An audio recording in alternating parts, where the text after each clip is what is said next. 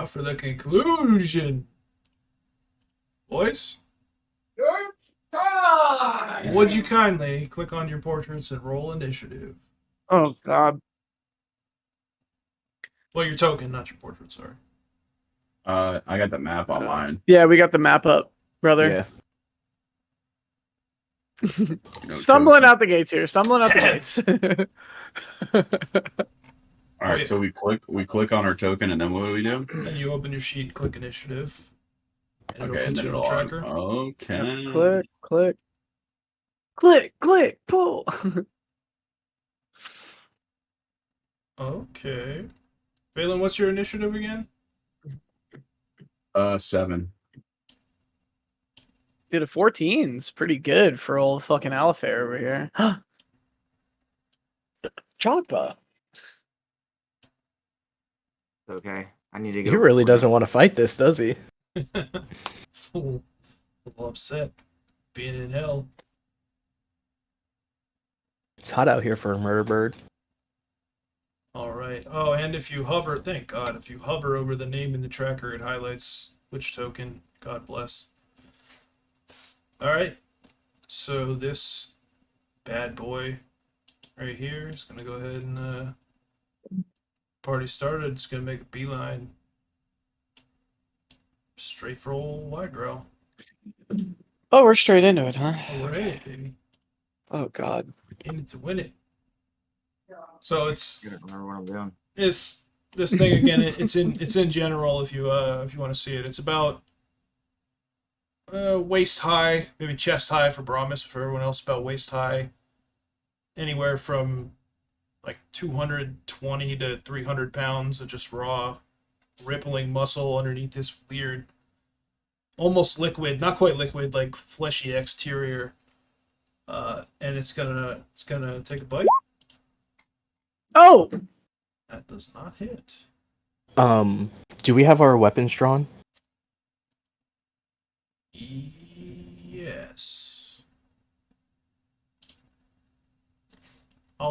Yeah.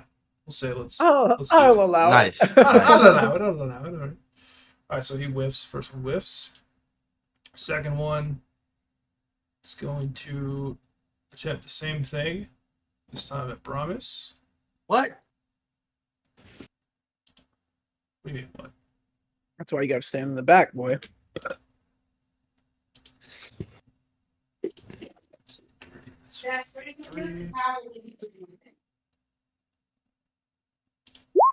Try to take a bite.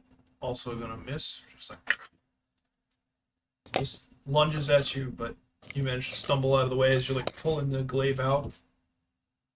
Valan? Think you're up? Yeah. Chase, real quick question. If we try to gain knowledge on enemies during combat, is that like a It counts as one of your action? actions, yeah. Okay. A non-general perception or knowledge check would require, like it's a standard action, basically. Got you. I can't launch spells through them, right? So I'm gonna step up right here, and I'm gonna hit this old boy with this shocking grass. Well, you can. It's a -4 if it's something that, like anything other than magic missile. If it's an attack. No, I think I'm just gonna step up and hit him with the old shocker. All right. You gonna spell combat, or are you just gonna whack him with shock and grasp? I I'm don't gonna think we've actually used it yet. I'm gonna shocking grasp him, and then I'm gonna hit him. Okay, so you got to make both attacks at a -2. Why is that? So the only way you could move, cast, and attack in the same round is using the Magus spell combat feature, which is the -2 to hit penalty. But it combines the attack and the spell cast attack. All right, I'm just gonna shocking grasp him then. Okay. 15. All right, that hits. 5 points of electricity.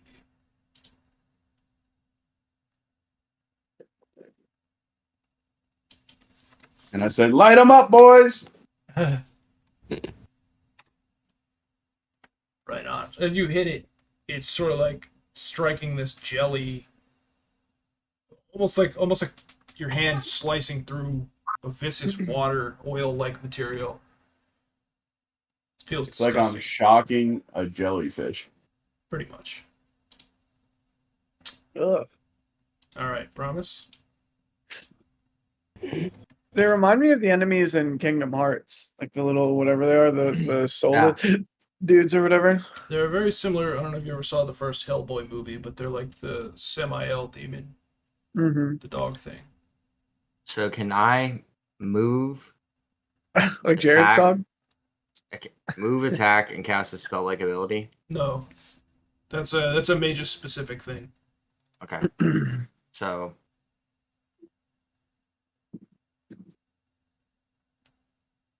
You can move and attack because you have reach, depending on which weapon you have out. yeah, I'm gonna have my Bardiche out. Say it again. Bardiche. Ooh.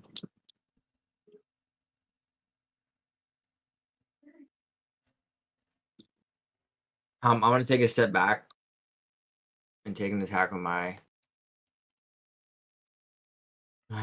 whole arm or my Bardiche. Let's get it.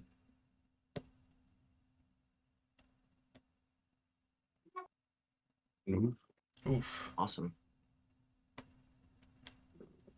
Not gonna do it, unfortunately. All right. You say anything or? I swing and I miss, and I say, "Brommus, look out!" Or, I mean, not Brommus, Darakb. God bless. It's on brand. Okay.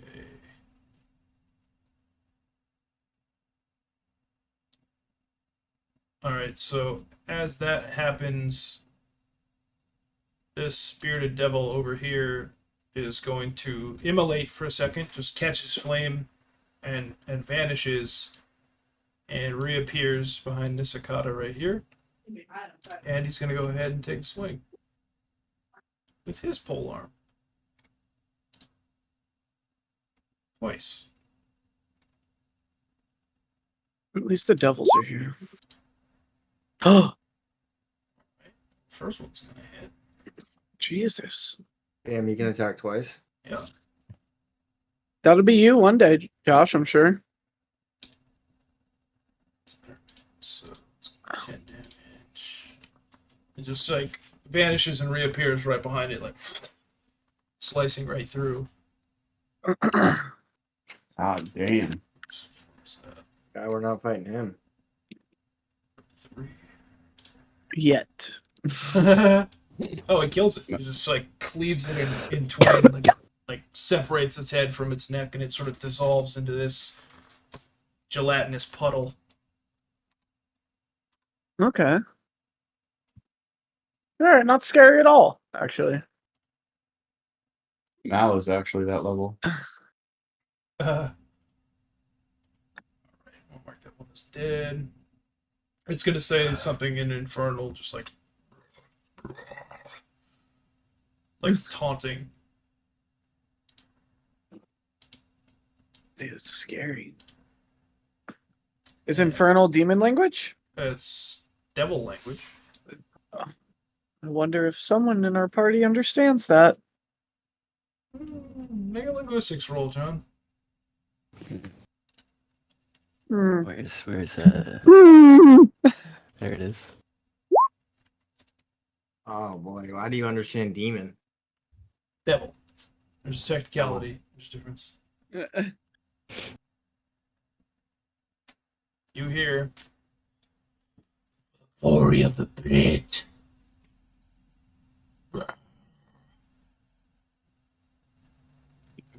As his companion is going to. Oh, I killed the wrong one. I'm sorry. That one died. This one is going to cross and attempt to take a swing at this one.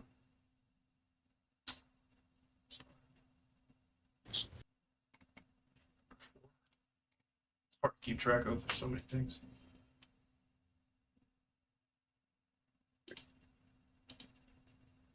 Ooh.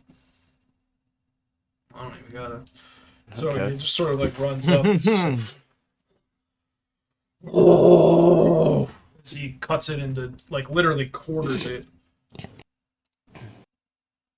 What the Its fuck? Is Alafair gonna get to go? Careful what you wish for. I pull my wand out and they're all just like, "Ah!" All right. This one over here on the left is gonna like step up next to Valan as like a defensive cordon, and it's gonna end its turn. Alafair, you're up. Oh god, I'm terrified. So I'll like see that they're like creating like a defensive kind of barrier here. So I'll run up. So that'll be my move, right? So that because I'm assuming this guy's gonna go like here. Yeah. And or something like that.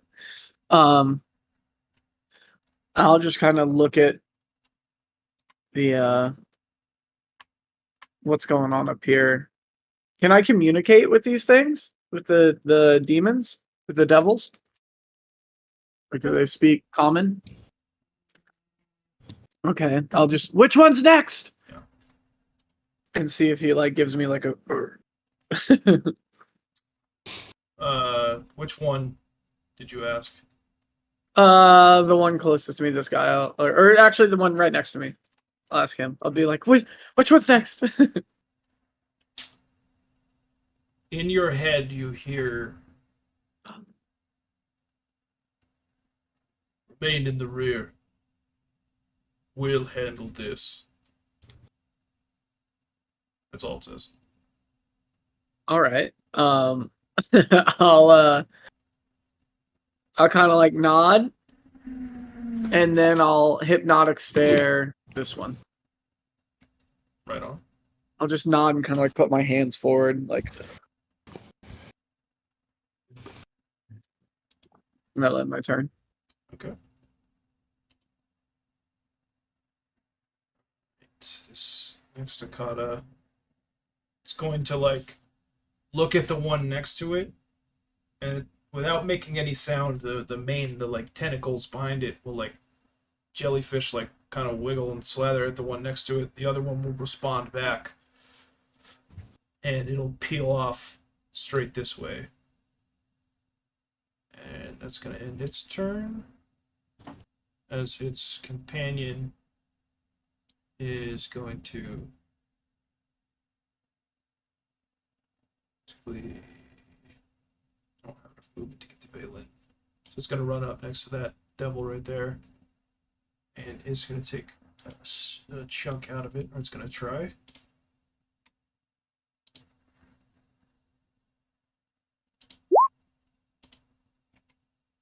And miss. Alright, One Punch Man. You're up. All right, I see this one that's trying to flank us or do something. So I'm gonna charge that one. Use my longsword on him. Give him a little slice and dice. Let's go. Alright. So you run up, and again, as you like hack into it, you notice it's weird. It's like cutting through water. It's not fully substantial. You're gonna do 2 damage to, is it number 6? Yeah.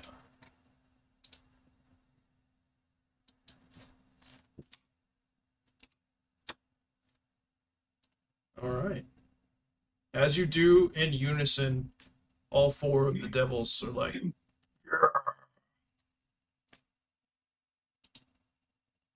they like raise a pike. What? I raised mine too. Yeah. Anything else? No, that's gonna end it. Okay.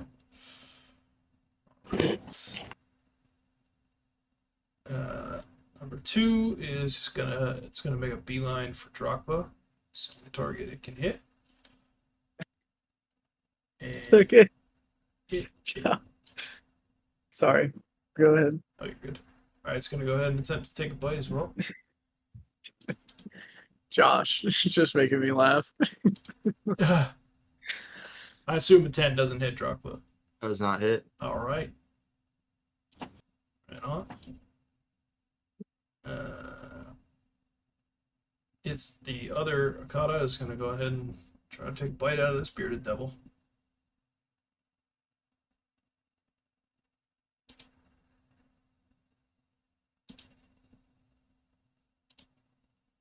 Oh, Hmm.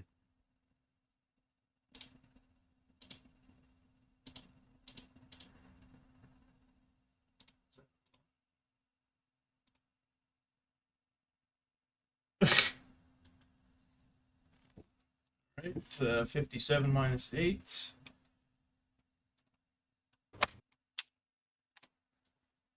Doesn't seem very worried. That thing has 57 health. Yeah.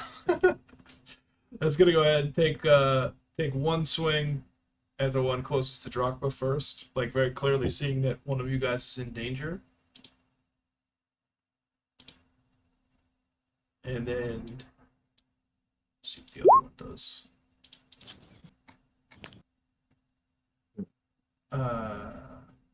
Yeah, it'll go ahead and it'll take both swings at the one closest to Drachma, and it kills it. Just cuts it twice, like Jesus. kind of anime style. Slides through it. Hilts his sword. Just goo sparks everywhere. And again, under its breath, it kind of just like.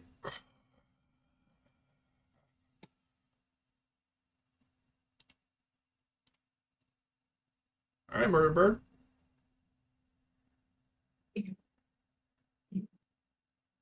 Rocco's gonna fly over this one and attack. After seeing that devil really have his back right there.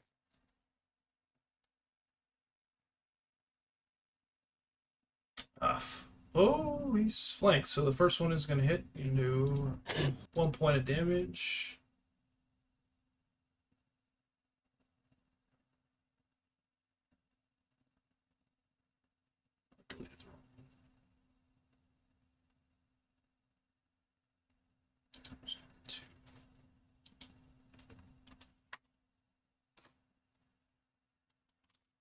Okay.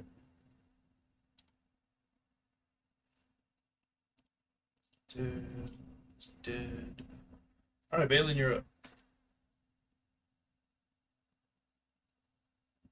So seeing my buddy Widegrowl charge this one, I gotta have his back.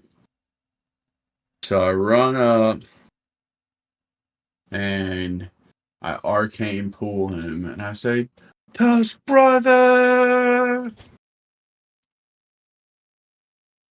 Did you toggle that as buff? I believe you did it for me. No, you didn't. It's set. It's just not on. You should be able to tick it.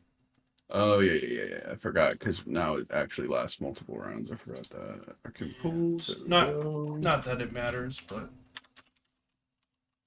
And I'm gonna whack him with the old longsword.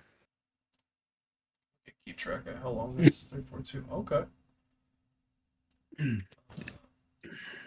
See which one's that for 6. 7 points. Not bad, not bad. It's looking a little rough. You see as you like hack into it that where your blade is purple, where it has that edge to it, like the gel like flesh of this thing almost like parts away from it. Like it's trying like oil and water, it's trying to like, separate as quick as it can. Oh, that's interesting. Let's see. So, Harpies number 2 is going to.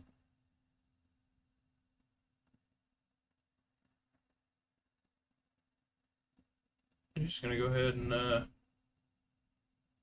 charge the one next to it. Yes. Why not? And it's gonna take a swing. That'll do. Jeez. Puts it down. First go. Just like spears right through it and it dissolves into a puddle of gelatinous fluids as well.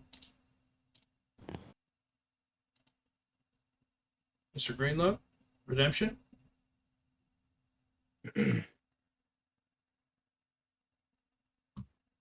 Mm-hmm. Is that an attackable location? I That's guess that's not, but right here is. through Drachma. You have reach, so Wouldn't the diagonal be attackable then? that's Oh. that's inside of 5. You gotta be 10 feet. Drachma's gonna take flight anyway as I swing my Pardisha. He knows better. Yeah, he's like in the air. We're assuming he's not. You also physically said he's in the air. So. All right, and I'm gonna attack this guy with my polearm. Fucking redemption. He's being flanked, so that's +2. All right, which one is that? One.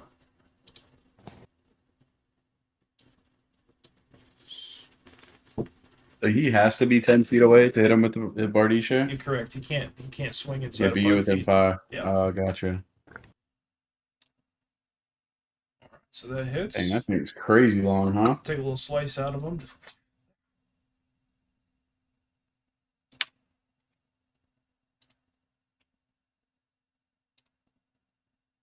All right.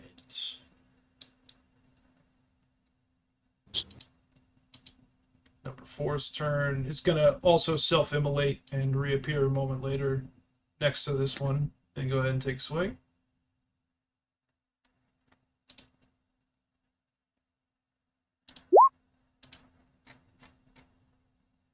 And just first strike like cuts it. It still is like baying on the ground, like one leg missing. Second one, as he like comes back with the backswing, he just like cuts its head right off, and it falls dead and dissolves as well. Wow, these things are fucking killers, devils. I know, dude. They're fucking shit up. I'm just standing here like.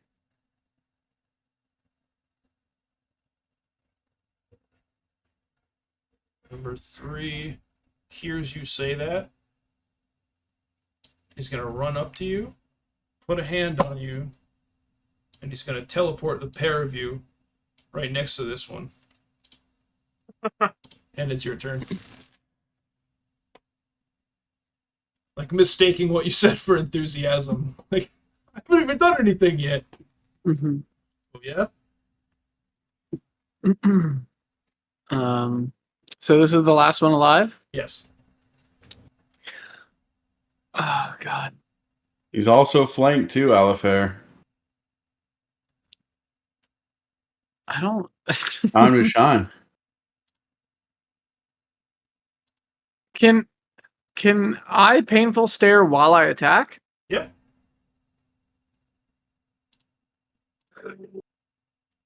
I'll like I'll just fucking and like painful stare and just go to stab it with my dagger. See it. Oh boy.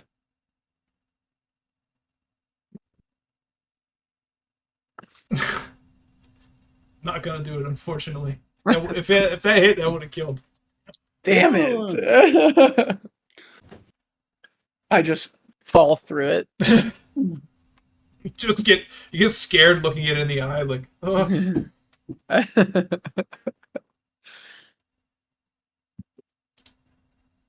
All right. As that happens, its turn is up next, so it's like still facing Widegrowl. It's gonna go ahead and try to take a bite out of him.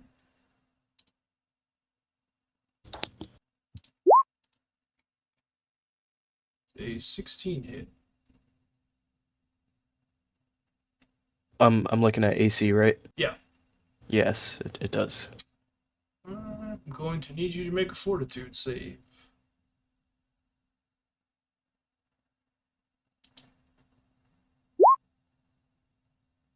Oh, Be strong. You just like feel fire coursing through your veins for a moment as this thing bites you, and all these devils are looking at you from the sidelines, from inside this little arena, and the little halfling devil too. And you just like, for a moment, it burns where it bit you, and then you're just like, "Ah!" Shake it off like nothing happened. It is also going to strike out at Alafair with its tentacles. I was going to try. Sort of like felt the dagger kind of whiff by the side of its neck. Don't tell me that. I don't think that's going to do it. 9, not going to hit.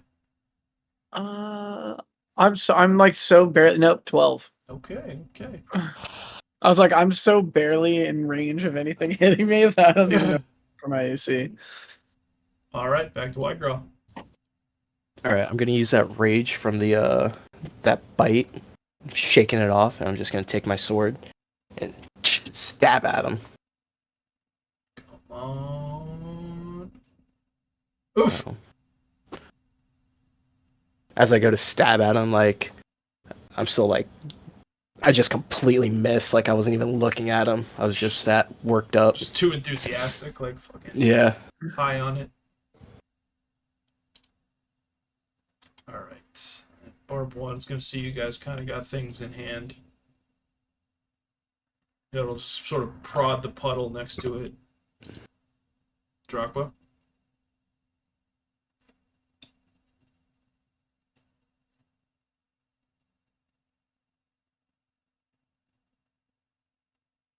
Rocco's gonna take flight. He's gonna go attack because he knows the relationship that Brommus has built with the orc, and the bond is strong. Go in defense of Widegrowl. He's gonna attack. No, pretty murder bird. Oh my god. How do you kill this thing? As he flies in, he literally lands on top of his head and just does the stomp twice on him, and then just like looks around and like sees what everyone's doing, and then just like stomps like 4 more times, and then steps off him. Right on. It just sort of like wavers and collapses. It too melts into a puddle of goop. Well done, boys.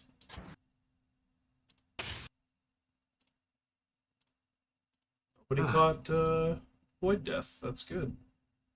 It's very good. I immediately walk up to the 2 devils here, and I say, "Thank you guys. Thank you so much. Can I offer you a reward?" and I put out a hand, a flay leaf. They look at each other and laugh for a moment. I say, it is the devil's lettuce. make a diplomacy roll.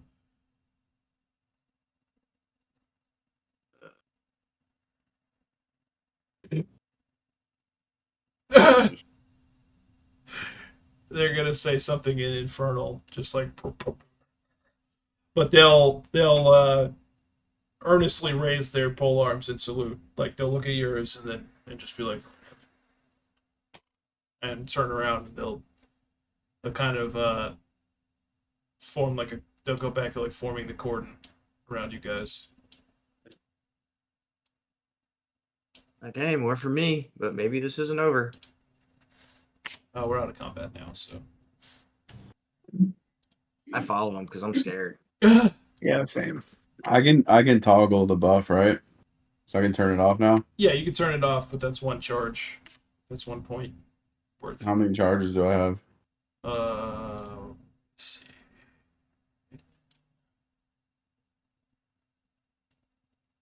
Close buffs real quick.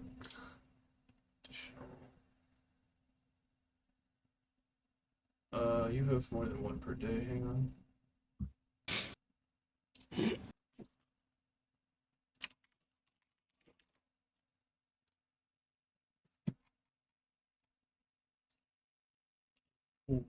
Half your mage's level plus int mod. So You have 3 points total. You used 1. Okay. And how long does it last whenever I have it up? Forgot. Arcane Pool is I think 1 6 minute, rounds. I think. So it should be. Oh, yeah. I should just let it wear off then, right? Because people could run up on us right now. Yes. Yeah. Okay, I'm going to let it wear off. Okay.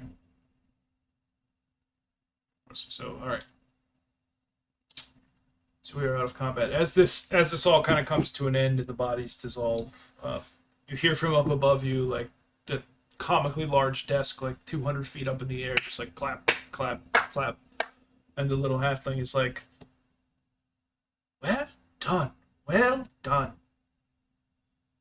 No thanks to you for," and he like looks at the devils that they kind of like look ashamed. They're like, they should have been on duty, and he goes, "Secure the site. Sure this doesn't happen again." And they'll kind of like make their way off towards the corners where those things came from. And he'll turn to address you 5. And he'll just say like, "Well, that was exciting, wasn't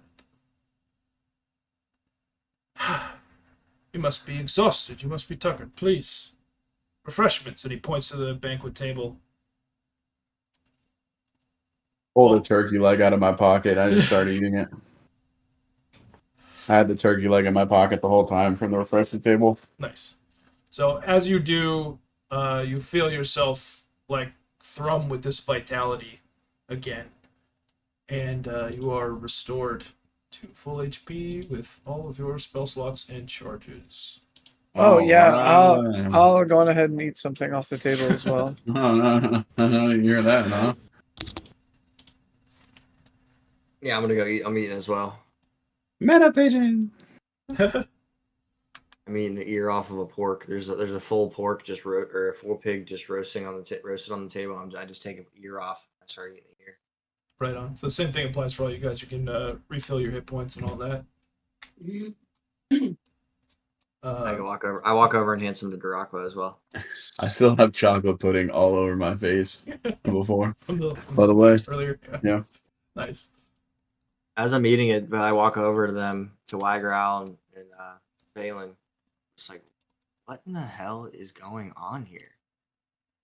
Where are we? What Brommus sees is like a toddler that like has been watching cartoons all day and like eating food.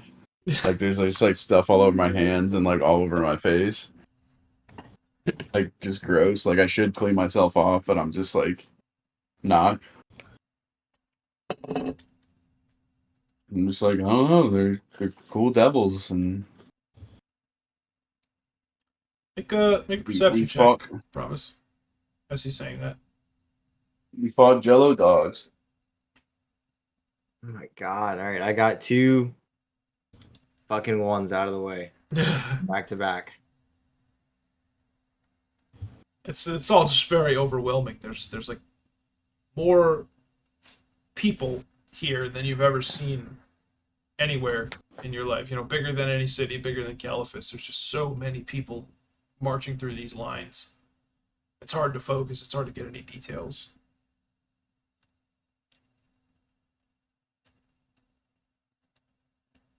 I'm gonna do a perception check as he's like asking me that because it kind of hit me whenever I just been like along for the ride and now This is just too much.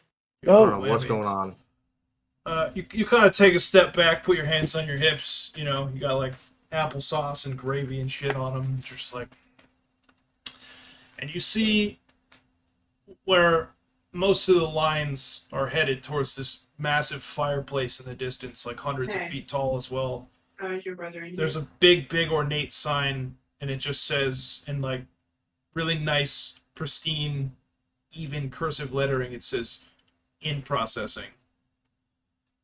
And the heat from that furnace, as you look at it, like even though it's miles away, just like you feel it up against your skin of your face as you're looking at it. You're like, huh? When you stop concentrating, the heat goes away.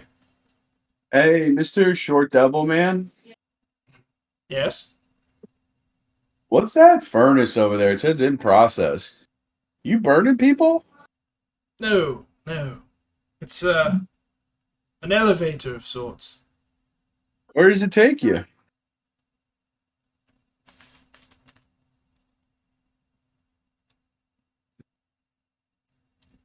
Somewhere special, Mr. Ermiel.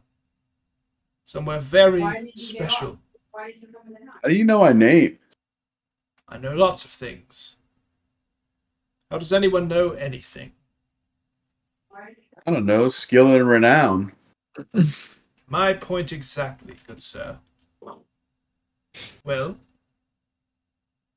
we've kept you long enough. As he says that, you all hear like a pop kind of noise, and in the distance, again miles away on the other side of all these lines, you see one of those museum doors appear. And he'll turn to Widegrowl and he'll go, "It's been a pleasure to see you again, sire. Ah, you son of a bitch. Again? You take Sire? care, Again? you take care of yourself. Mhm. We have a Thanks. bright future together. Mhm. Do mind the line this time." And he points towards like a line where there's like velvet ropes and all the people are moving. Go on. Widegrowl? Widegrowl, what is he talking about? I Oh, honestly what's up- have what's no up- idea. What's up with Widegrowl's dad too? Someone. Mr. Tiny Devil? He's just absorbed in his work at this point. I honestly don't know what he was talking about, but we have a chance to leave. I think we should take it. Can I roll sense motive Sure. Against who? against John? Sure. Or Widegrowl, I should say.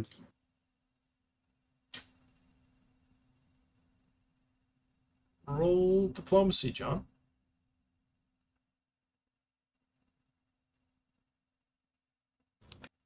Yeah, you think he's being pretty earnest. He's shook. He doesn't know what the hell's going on or what this guy's talking about. Right.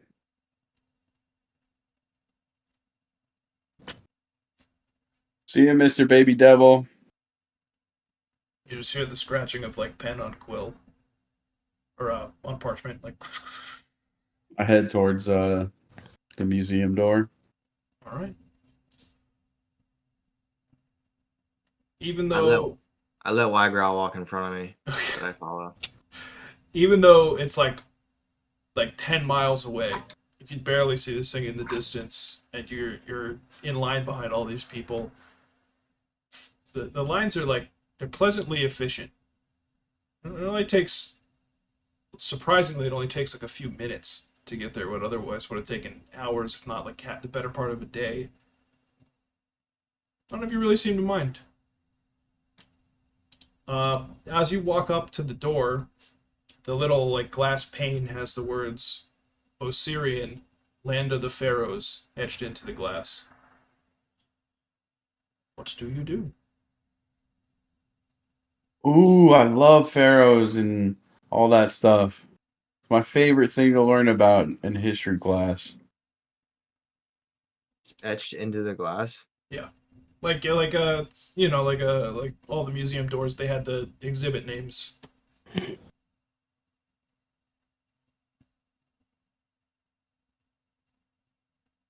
Guys, I don't know if we can do another door. What are we gonna do? Stay Well, in we hell? don't have a Yeah, choice. the only other way is down. I don't know if you want to go there. I mean, Is they it do got is a it lot of poss- food. But Is I it think possible to go back through the lost and found door? The other one? No, but it's where you guys came in last episode was through like another one of those like fireplace chimney things. Okay. All right, let's go see some pharaohs, guys. yeah, I don't think Mr. Baby Devil is gonna allow us to stay here anyways. He like kind of told us to leave. Yeah, all right. Let's. But it is pretty sweet down here. A little humid, but Yeah. I start. Well, I mean, sprinting apparently you're used towards to the it, door. so I'm running as fast as I can.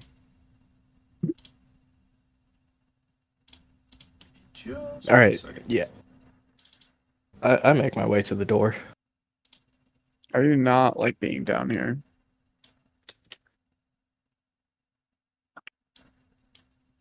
Widegrowl, are you sure you don't want to stay with your friend? No, I'm pretty positive. I want to get out of here. Chase, out of character, relevant to the game, do Dhamphirs have a lifespan, or are they like, do they just have an elongated lifespan? No, How does that- you're functionally immortal. Probably longer lived than elves. But obviously can die of unnatural causes. Yeah. But like, for all intents and purposes, am undead, or not? No, undead is reanimated dead, right? Yeah, you're not. You do share the affinity for negative energy, but you're not technically undead. Okay. Well, this being the first experience of even kind of realizing Oh, that broke up. Say it again. this being like the first thing that's like, oh yeah, I can die. I'm like, get me out of, like, I'm freaking out. I'm sorry, guys. I didn't hear any of that. My headset went out. You're good.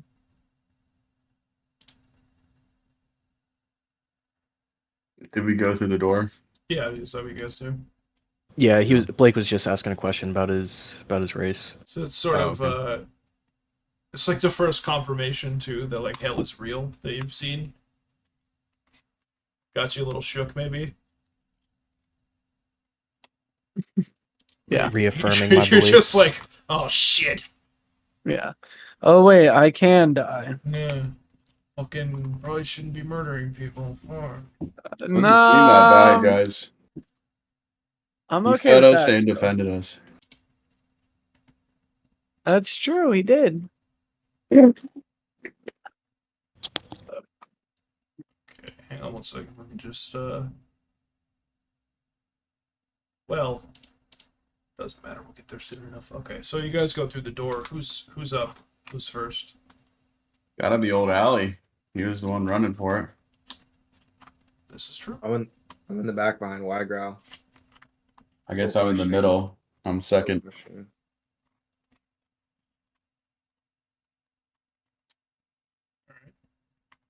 Oh yeah. Oh yeah. Okay, so as you walk through the door, you sort of like step through and you come out in almost total darkness on the other side. All around you, you can see like dusty stone walls. Pretty big cavern you're in. Not a cavern, but like a chamber of sorts. You make it maybe 20 yards or so, and you kind of see like light up ahead. You walk through a hallway and you come out inside this big antechamber that's got like torches every every 20 feet or so. And all over the walls are hieroglyphs and murals and pictographs that all show like like Egyptian hieroglyphs basically. It's like showing this ancient culture. I thought I had a picture. I think I lost it. Give me 1 second.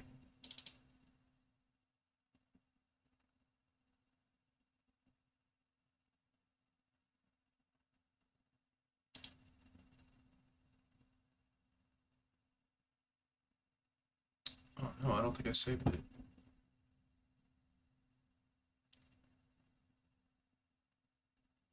That's basically just showing like the genesis of the Osirian civilization. It shows like, oh, here it is. Hang on, I'm popping a general real quick.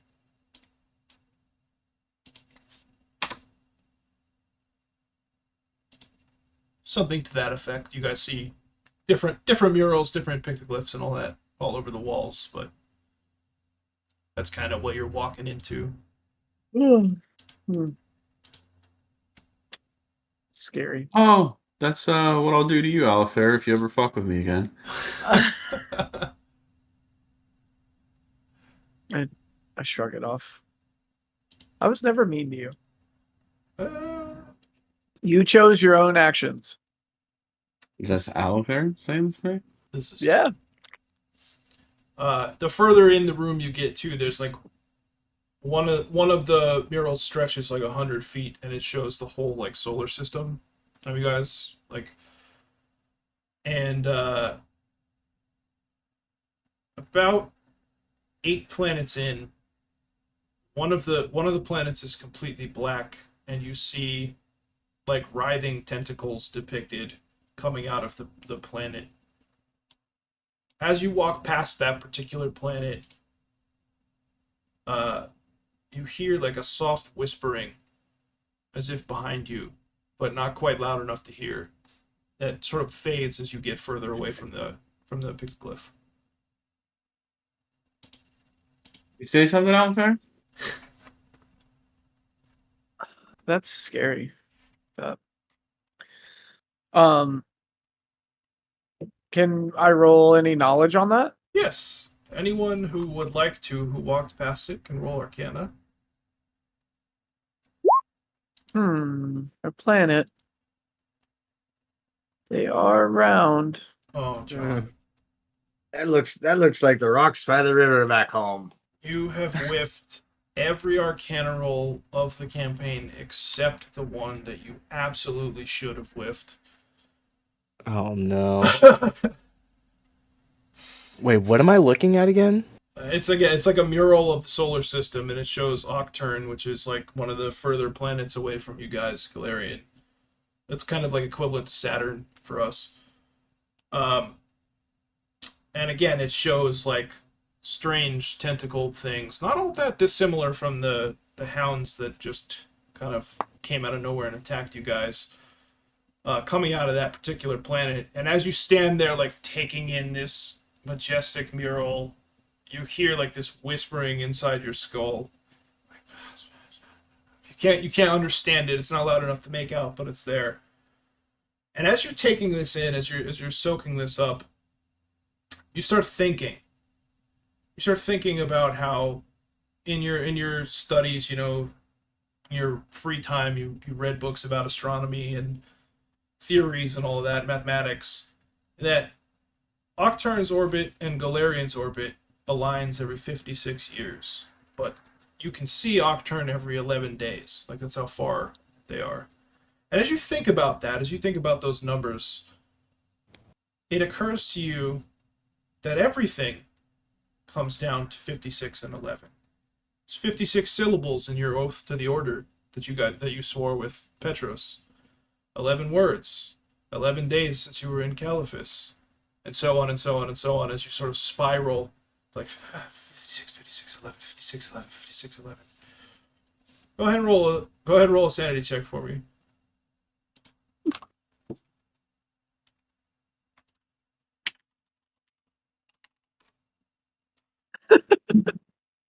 All right. Would you please roll 1d10? Hang on, just mark God, that. my character is going to be insane by the time we meet up in 10 years. You're going to be that rambling homeless guy on the streets.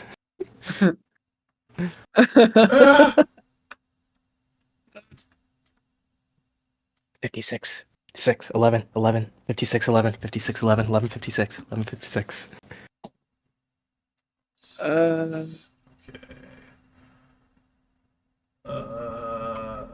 Let's see. As he's doing this, I'm like standing behind him, and I like stop Darakb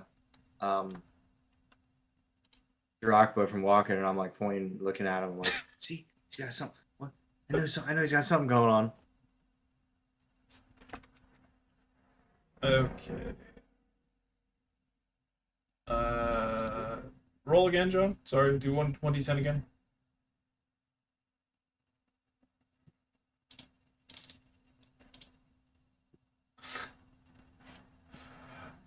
Okay. Rolling a perfect 10 and then looking at Chase's face to see if it was good or bad. Like,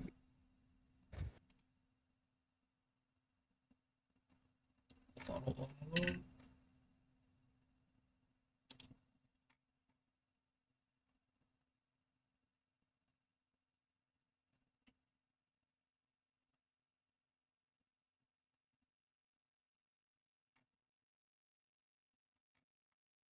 Oh my god, there's so many.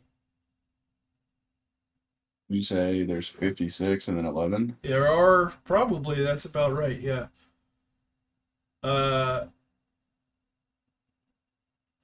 All right. You have acquired a mania.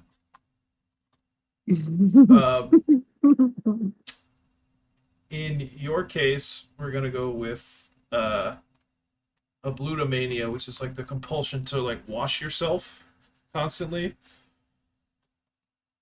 Go ahead and roll 1d10 one more time.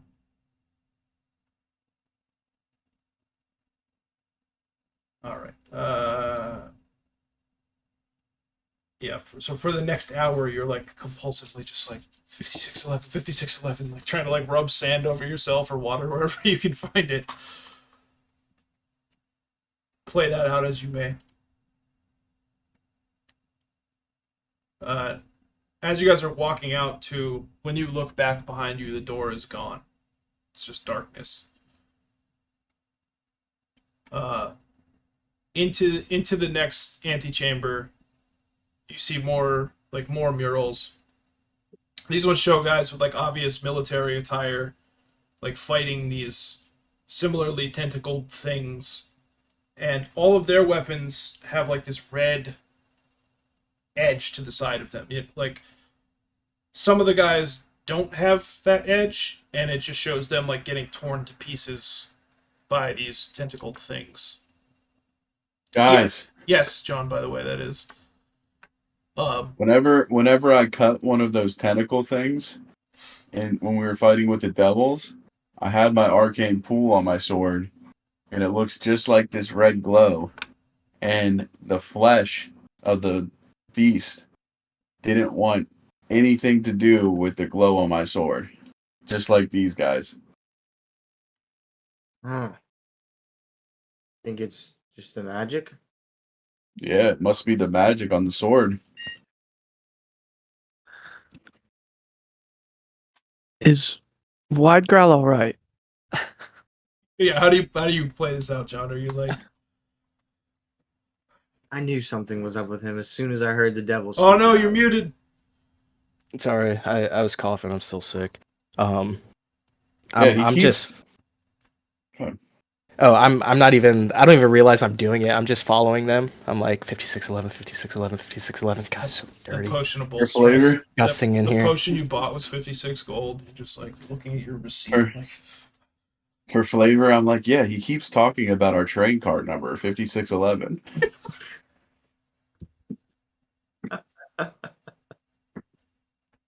Like it's. I don't think that I'm doing it, but there's clearly something. I'm not doing good. oh god. I'm gonna cry. Hang on one second. I think he's lost it, boys. The devil got to him, and he definitely knows him. Maybe that's why he can do the fire fist. I cast him some flay leaf, and I say maybe You're this will make him feel better. fascinated for the time being, John. I marked it on the sheet, so Can I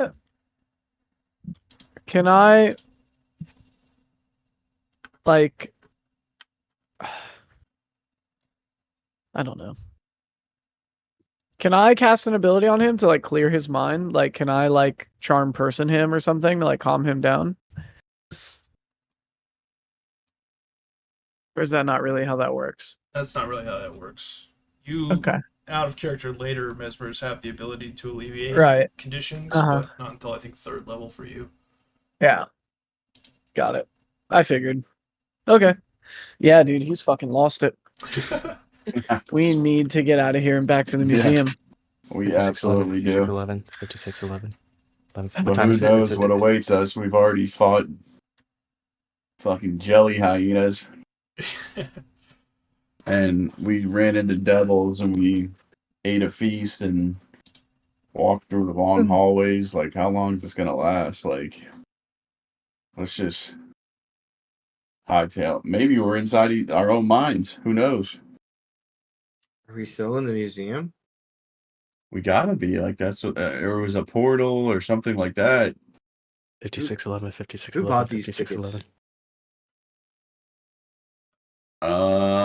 I think we were just running from bad guys, dude, and Then we ran into more bad guys. Is this everyone's experience in the museum? I don't know. Who got the interactive tickets? Like acid stamps. Yeah. Okay, so I'm assuming you guys are like walking and talking. You're kind of like Yeah. Yeah, moving forward. We're trying to find a way out of here. 5611, 5611. okay. Poor Widegrowl. Towards the end of the antechamber, it kind of like narrows into a smaller room, and at the far side of the room, there's a ramp going up and out into not daylight but some kind of light. And in the middle of the room is a big, really ornate marble and gold pyramid, or not pyramid, sorry, cauldron. Like it's bubbling and it's full of pitch. And on the side, you see in that same cursive script that said in processing, you see a gift. Caution, liquid is hot. As we're walking, I'm just like telling them the story. I'm like, yeah, so on my first birthday, my mom was born on the same day. It was her 561st birthday. Yeah, that's not old for elves, by the way, guys. I'm about 100 right now. Did you say 56th birthday? Wait, the liquid. That's not the liquid from the I said it was my right? mom's 561st birthday when it was my first birthday. We have the same birthday.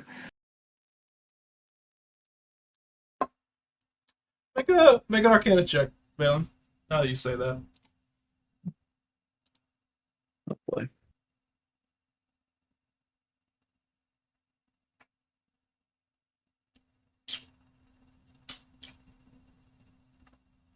Curious thought. Anyway.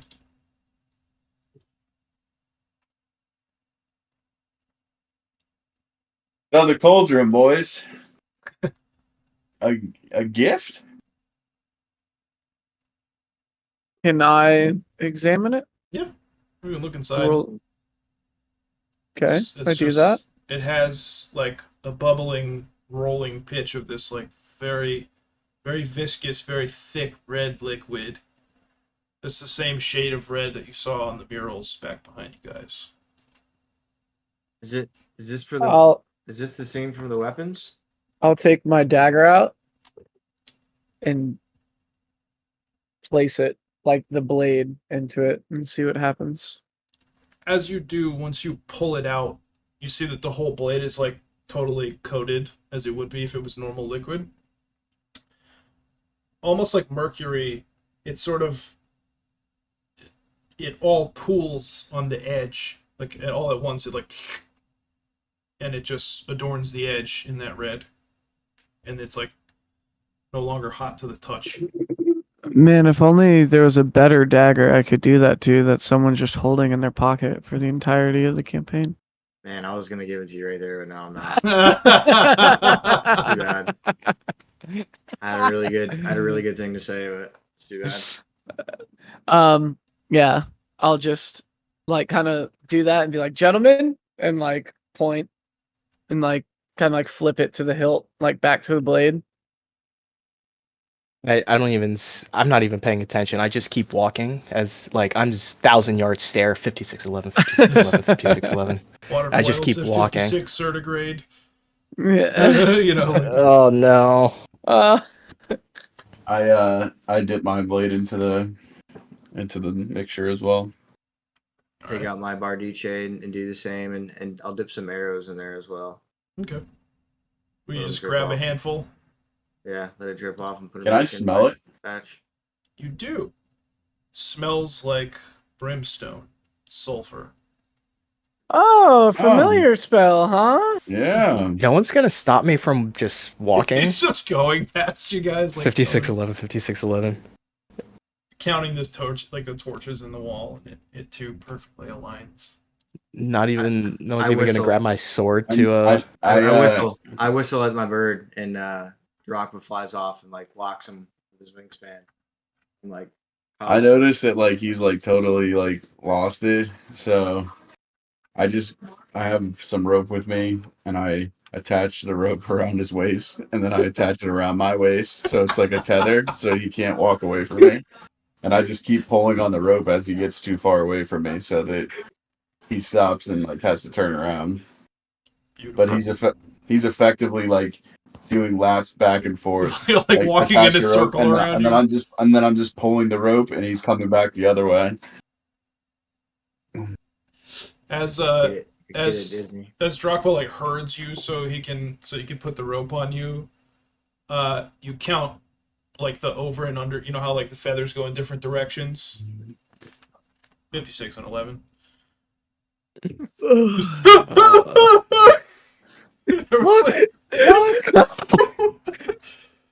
He looks at Drachma's wings spread out, and it blurs into being like 56 and 11 written.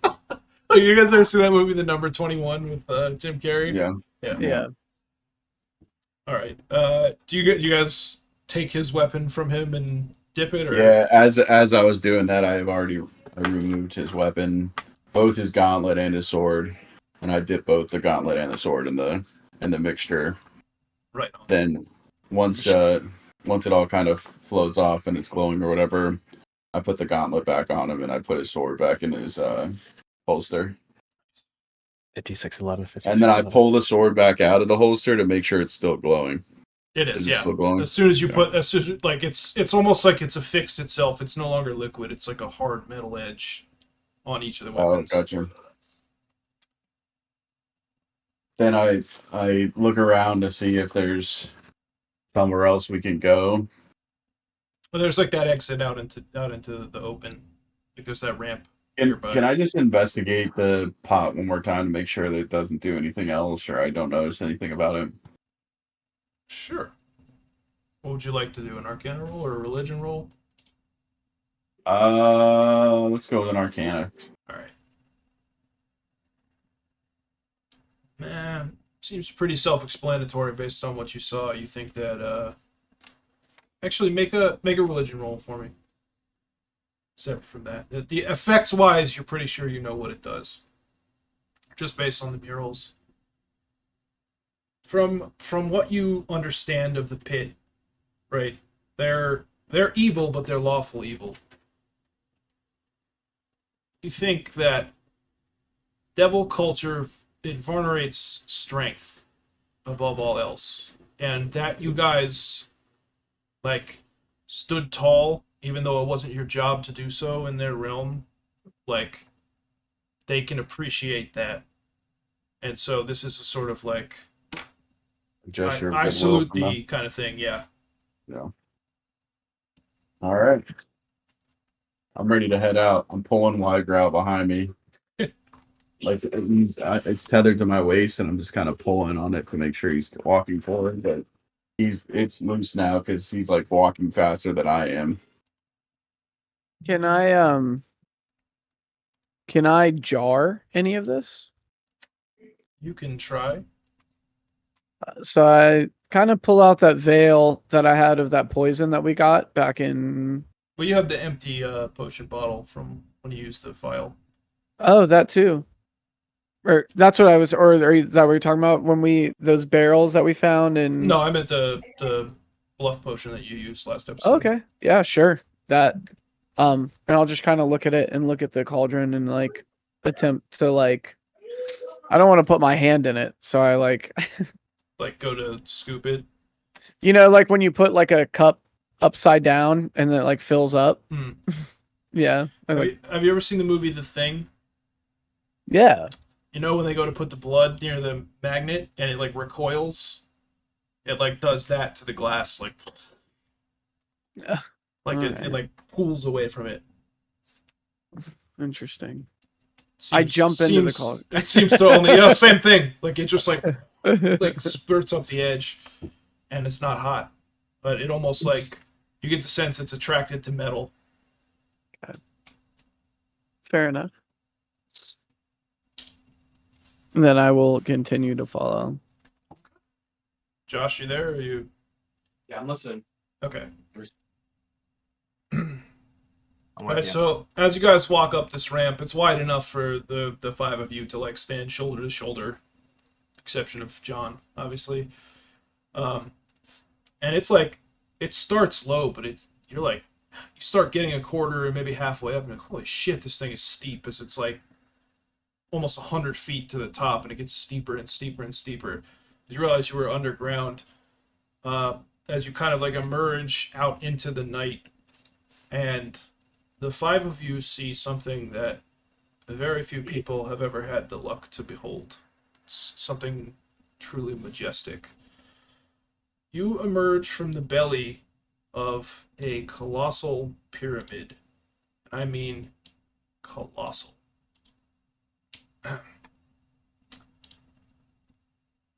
Flanked by equally colossal statues of a large black dog with long limbs and pointed ears. Like a Doberman? Almost exactly like a Doberman, but with a longer snout. Directly in front of you is a very shallow, very long rectangular pool. It's flanked by palm trees stretching at least 100 feet.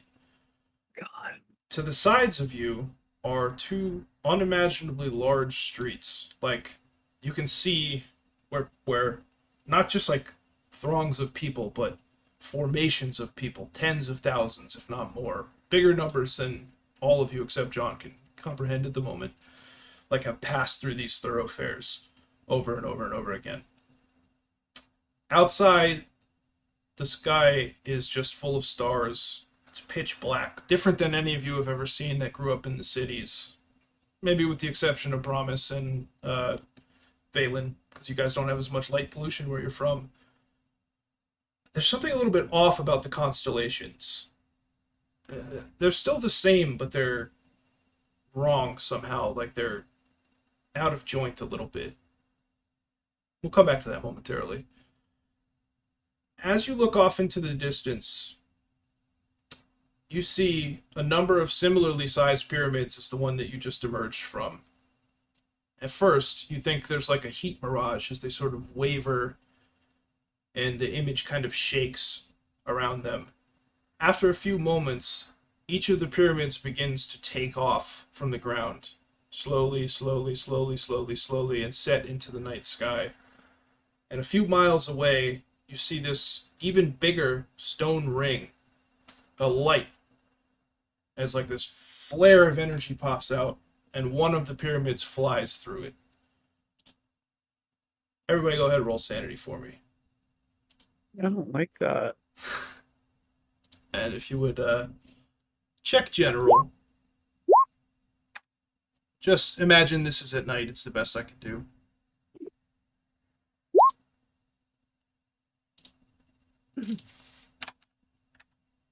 Oh, great. Great.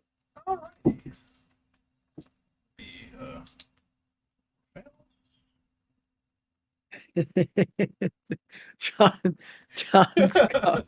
John's comment. Okay. It's actually from How the Emperor Lost His Groove. A little bit more Stargatey, but anyone who's like looking around at all of this, make a religion roll for me. Especially as you're looking at the giant dog statues. I'm If you still want. I'm still fascinated with 5611, right? Yeah, you can do. I mean, you could participate still. Like you're on a different wavelength than these plebeians. Like you understand the viscera of the universe on a level that they just You're on mushrooms. can't understand. Oh, he's on something far worse than mushrooms. Oh, yeah.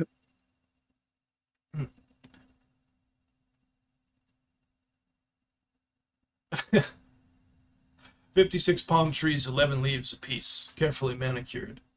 56 steps from the front of the pyramid to the statue, and so on and so forth. Alafair and Brommus, both of you guys take a look at these statues, and something kind of jogs in the back of your memory of a... Maybe you've read somewhere or you heard the stories growing up. Ancient Osirion is, again, it's much like Egypt was in the Victorian era. Like, it's this fascinating thing that nobody really knew about. You think the word Anubis. You think Shepherd of the Dead, that sort of thing. And anyone who wants you could anyone looking at the stars can also do geography or arcana, because they're very like it's like they're shifted. You know what I mean? Tell me. That's just for them, right? I roll too low. Separate from the religion roll, you can do arcana if you want. It was like two separate, one roll for the statues, one for the stars. So, yeah, Valan, you realize that the stars are the same. You're just in a different hemisphere. Brommus, you know from your, near century as a tracker, as a woodsman and a guide. You know about stellar drift, the way it relates to navigation. This is how the stars would have looked 10,000 years ago. Huh. Huh. As we're all walking, I had this realization. And I like stop everyone, like almost like a mom stopping someone when they hit the brakes in the front seat. You know what I mean? Like, stars. It's like as if we're in the past. What Is do you that- mean? Is that museum like a time portal? Have we traveled time? The stars in the sky. It's like as if You're just as fucked as Widegrowl. no. I know this from my years of survival and tracking in the woods. We use the stars for navigation. The sky. So what is- about the stars? You're like pointing out that it should be, that should be there? That should be there. That should We're be just there. we're just in a different hemisphere. No, it's not a different hemisphere. We've time traveled. We're in the past. This is the sky as if we were 10,000 years ago. you go ahead and roll sanity as well. Promise. As you're like, no, this is it. I'm telling you. Okay, please roll 1d10. Oh boy.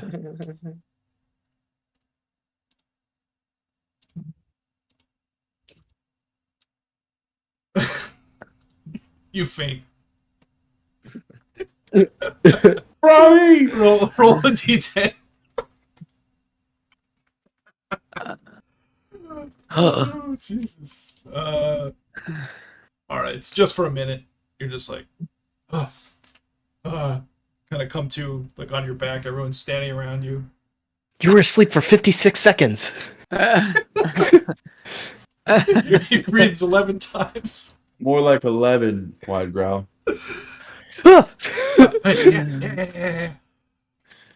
The sky. And I just take out my flayleaf and I start ripping it. Right on. Oh god. I've got like a rag on your head. You're dapping me. Yeah. Okay. I have you like in my lap. So you guys came out over here. I'm not gonna make you walk it, but just to give you a sense of scale, like just how fucking massive these structures all are. At the far end of this kind of like complex parade ground that you're in is this towering stone arch, and as you get closer to it, you see that it's flanked by these two Romanesque pillars. The one on the left is like pure white marble. The one on the right is a pure, almost obsidian, like that dark of a black. On the capstone is a mask with a similar cast to it, although the left hemisphere of the mask is black and the right is white. Anyone who sees that can roll religion if they want. And underneath the arch, it's this big, almost like the Arch de Triomphe in Paris, like this big colossal thing. It's empty space in between, and sitting like perfectly center below the capstone of the arch is another one of those museum doors. I'm afraid to roll anything knowledge. Last time I did, I went into a K-hole.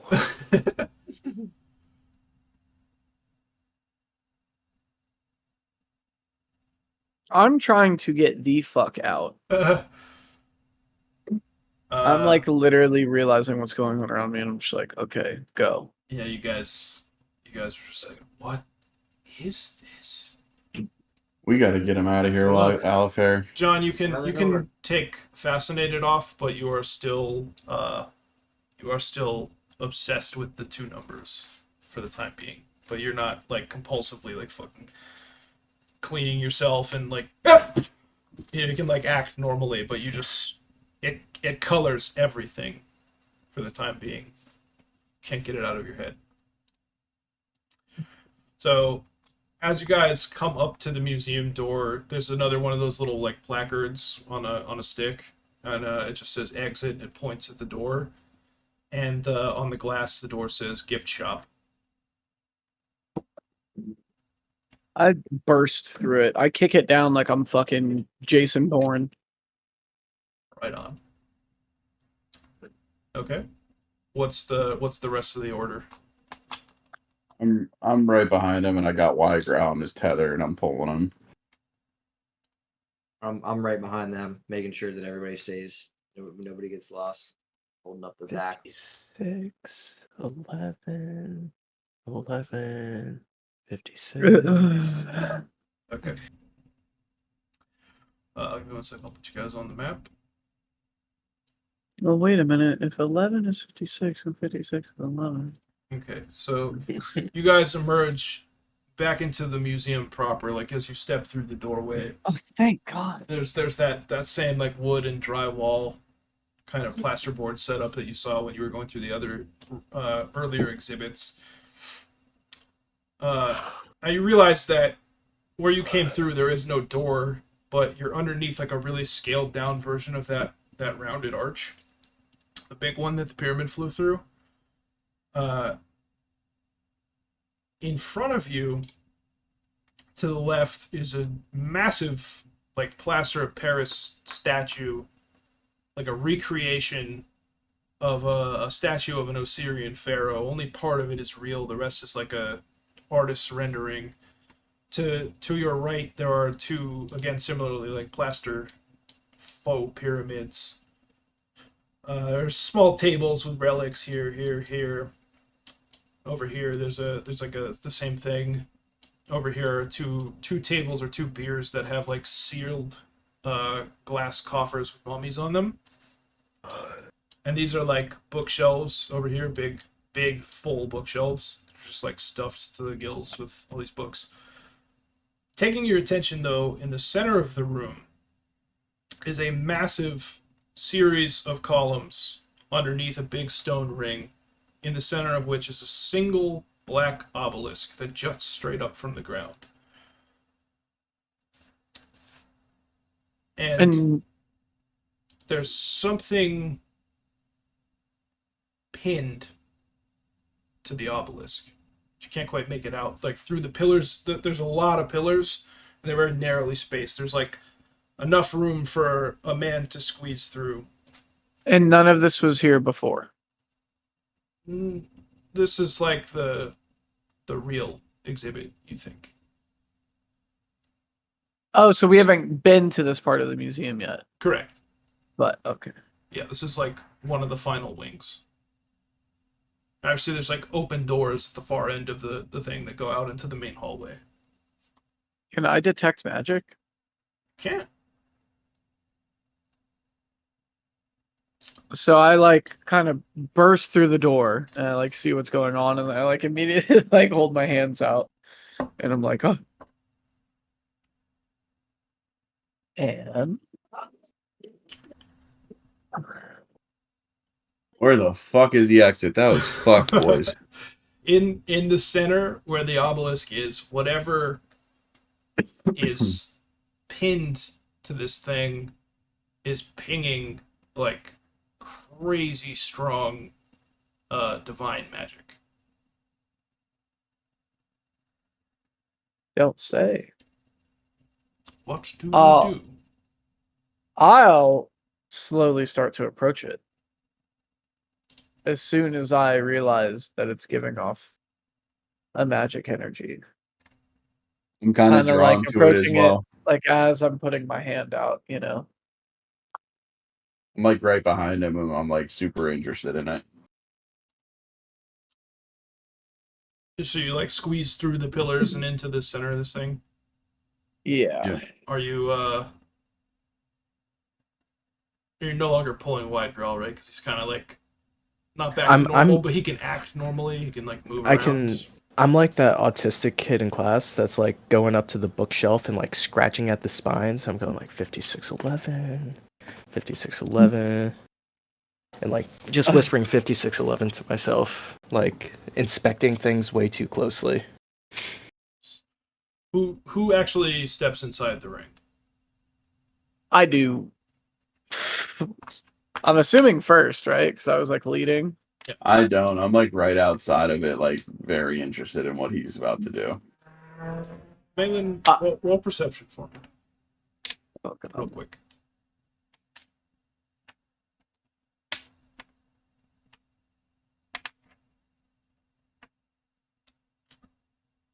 As Widegrowl is mumbling, as Alafair's like slipping his way through the bars, as it were, and like kind of walking in. It's a big like stone recreation of a.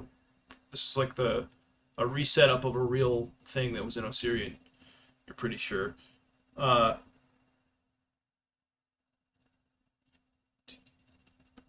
There are 56 columns, and you hold your hand up like this, and you're like, no.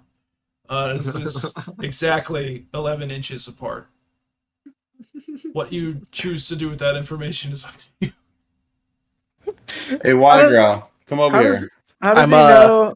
How does he know what 11 inches? Elves half feel orc. different. It's quarter orc, yeah. Or 1/8 orc. I actually measure it with that. Widegrowl, come over here for a second. I'm looking off into the distance. I'm like, I'm still making my way into the I pull him center. by the rope and like make him come over. all right. Can you count all these columns for me? It takes maybe a second as your like eyes light up and you're like, you know, intuitively. And how many inches are these columns apart right here? I'd imagine you have one of the books with you and you just like and like place it and it fits exactly. Yeah, even the books are 11 inches. Oh, they're 8.5 by 11, standard paper size. Yeah. At 8.5, 8 square 56. 8 squares, 56. Oh my god. Okay, this might not be a game anymore, guys. All right. Brommus, what are you doing before we move on to? As this all's going on, Alafair's I'm just punishment. I'm like slowly kicking through it, and I'm kicking through, looking at the exhibits or whatever that's up there, and hitting my fly leaf, like trying to make sure that everybody stays together.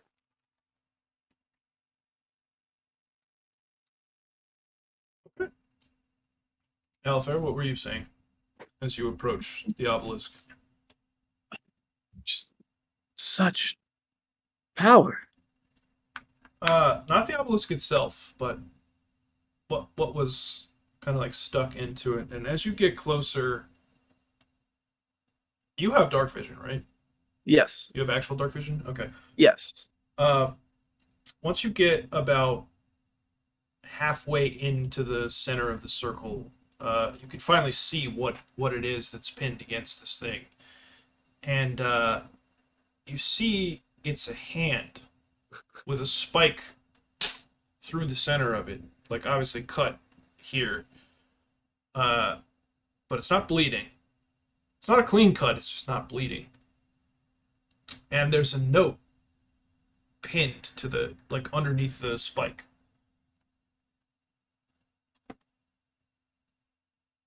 Make Can I see? Make an Arcana check. But yes, you can do what you're gonna do.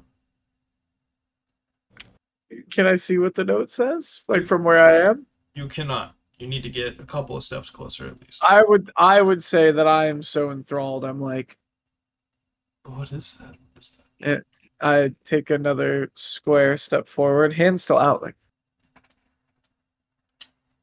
Okay, so as you step into visual distance, you can't read the note because it's in Elvish. And as you're closer now, you can see there is a ring on the middle finger Oh yeah. turned towards you. That looks very familiar. Can I roll? Looks a lot. Or was It's a small gold brushed leaf that looks very, very similar to the one on Valen's like family attire. Like a symbol. I'll take another step forward. I want to touch it. You can touch it. Roll Arcana again as you like are examining this thing. Yes. Yes. How the fuck is this? You're not sure, but this hand is remarkably preserved, as if it was almost still living, as if it was like fresh. There's no blood. What is it, Alafair? Can I detect undead? You can. I shall. For a moment, the two mummies on the biers to the side of you sort of like alight and then fade. Maybe at one time, but thousands and thousands of years ago.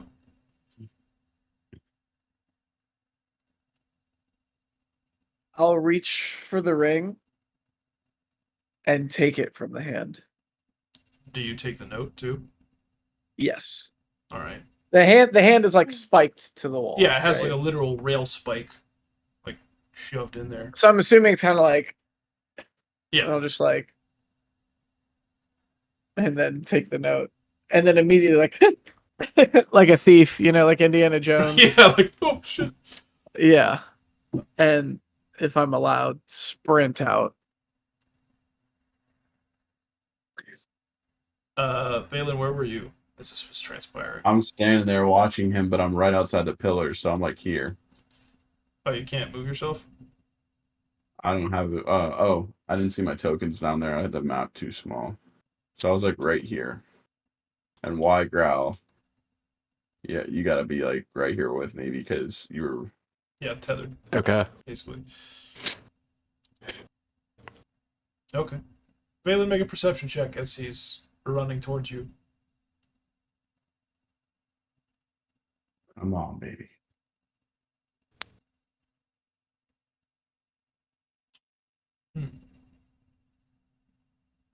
That ring looks familiar. It's in like the half light. You can't quite place it as he approaches.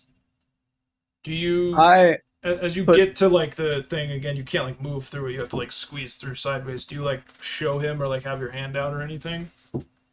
I No? put it on. Oh, Let me Alright. see that ring. I'll stop like on the other side of the pillars, and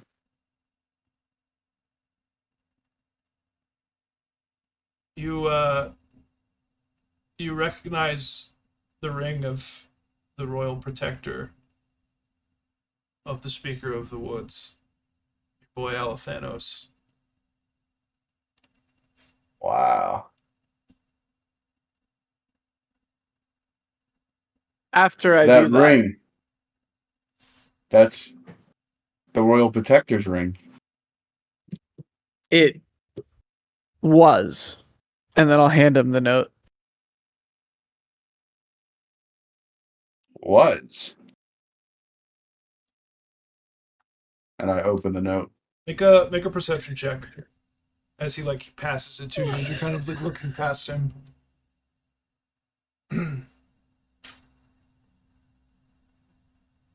I'll give you advantage for it because you're like on guard now, on edge. You see a thin hand with like elongated fingers, not too dissimilar from your own, stuck to the center of the obelisk by that spike. and you get a sinking feeling in your gut. You look at the note. Oh shit. Yeah, I opened the note. It says in Elvish, "Little Wing, son of perdition, time to die." Oh shit, boys, this isn't good. Before you can spit that out, everybody near the pillars make a reflex save. Well, that'd be everybody, I guess. Oh, just great. As a dark purple bolt streaks. Oops, wrong layer. Reflex. Hang on 1 second. Where's reflex at? I'm It's kind of like in the middle. My fortitude. Oh, and, yeah. Will. I was gonna say, am I tripping? And then I was like, well, Well, there is that. am I tripping, dog? All right. So again, you see this purple bolt kind of streak from this direction towards right over here and strike one of the columns.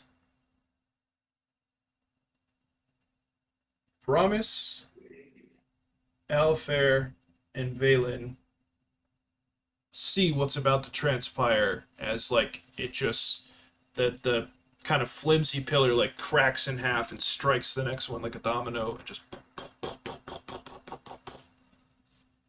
as the whole thing kind of comes around or comes down around you guys. Alafair, you're able to like jump back and avoid the big stone ring falling on you. Widegrowl, you are knocked prone, but the rest of you are able to get out of the way.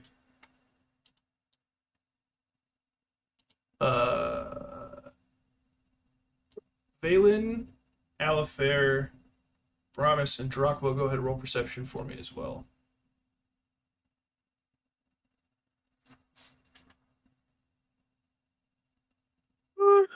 Sorry.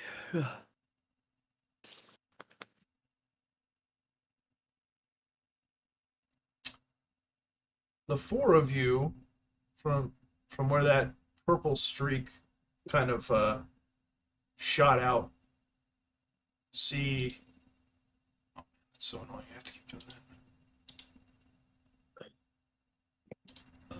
A strange shape crouched where the origin of that projectile came from.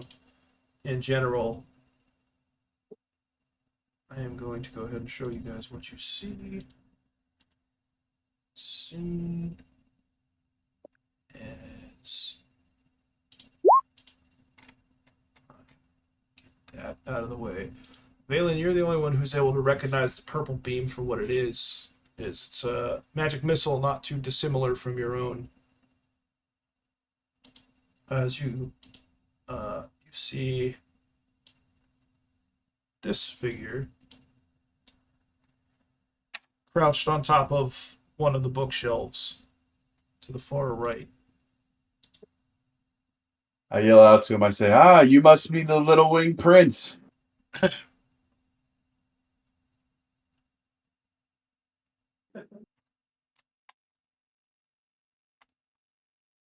Little Wing is what your parents called Oh, I'm just saying that to him. you. I get it. Like, that would be very of you to be like, I don't have a nickname. Yeah. Yeah. Like, oh, I'm a fucking cool guy. Yeah. And he sort of like cocks his head and looks at you and he just goes, "End of the road, traitor." Oh. Oh. Everybody, roll initiative. Click your guy first, right? Yes, gotta click your token first.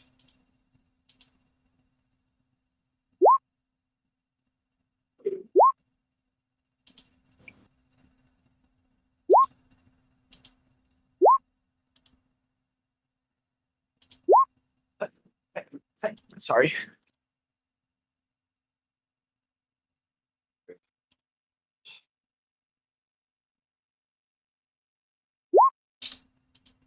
And traitor, by the way. What's up with that? Yeah, everyone's worried about me. We got a traitor in our midst. I'm worried about Oh. your dad. You forget I'm the only one that fucking knows. Remember Little that fucking snake. in the dream you saw like the other family of elf royals like accused them of summoning the eldritch shit. End of the road. It's fiddlesticks.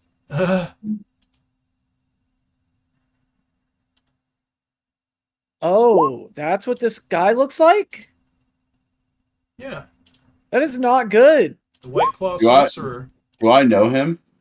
You do not, but you recognize the garb as belonging to that other family, House Andarl, who are the speaker of the stars. Is he supposed to not have hands? He's doing a very specific pose. Oh, I'll show God. you what the real White Claw sorcerer looks like. His name is Kevin. He lives behind 7-Eleven. I couldn't help but laugh. This is an actual character named White Claw sorcerer. It's a real archetype from Paizo. I was fucking dying laughing. Amazing. I mean, end of the road, little. I'm more worried about that guy behind the 7-Eleven over the guy in wizard outfit. I don't know. This guy looks so scary. Like he's gonna give me Hep A all the way through Z. I say It's you all would terrible. work for a cowardly family. He just is like, nah! Well, let me sort initiative order. We'll go from there. Let's see. Bird, Assassin, Alafair, Brommus, Bailey. There.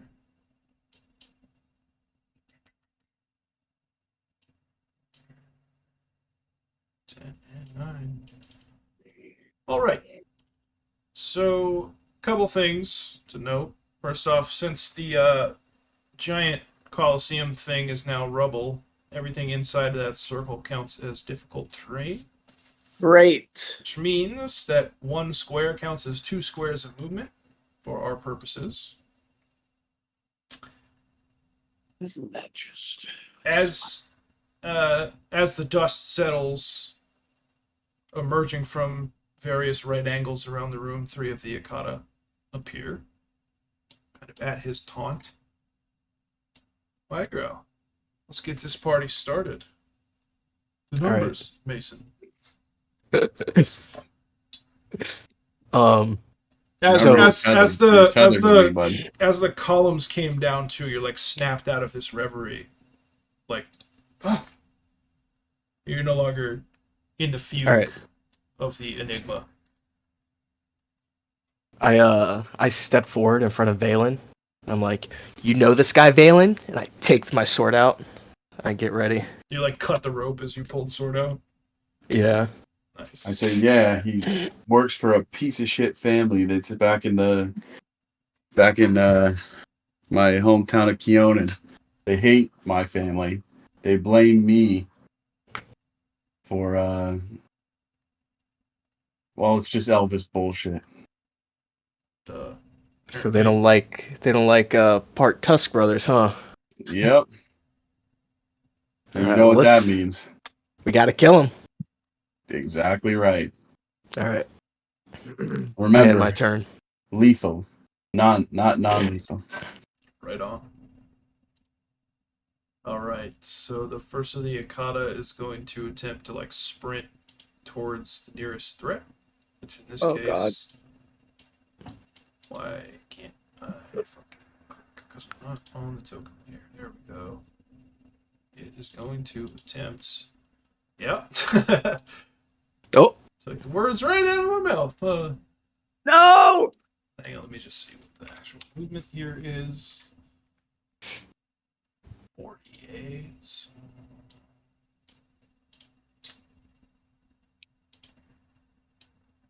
15, 25, 35.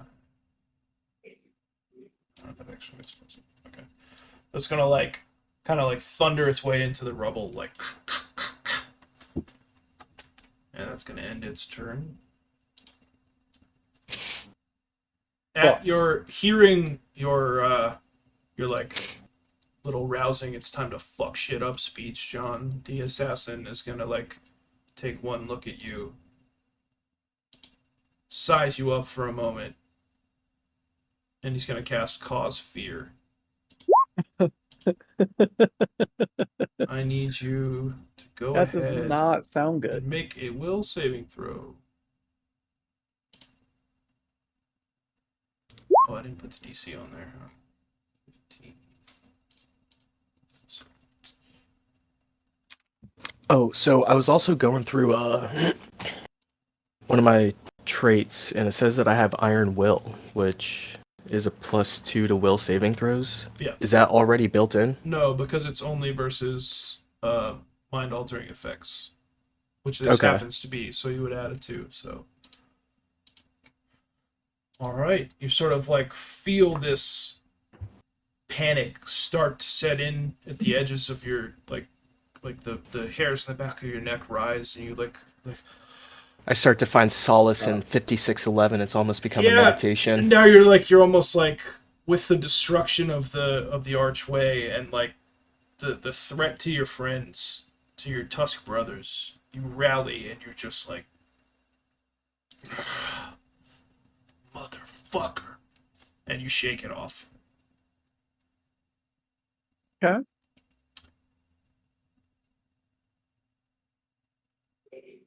He will end his turn. Drogba.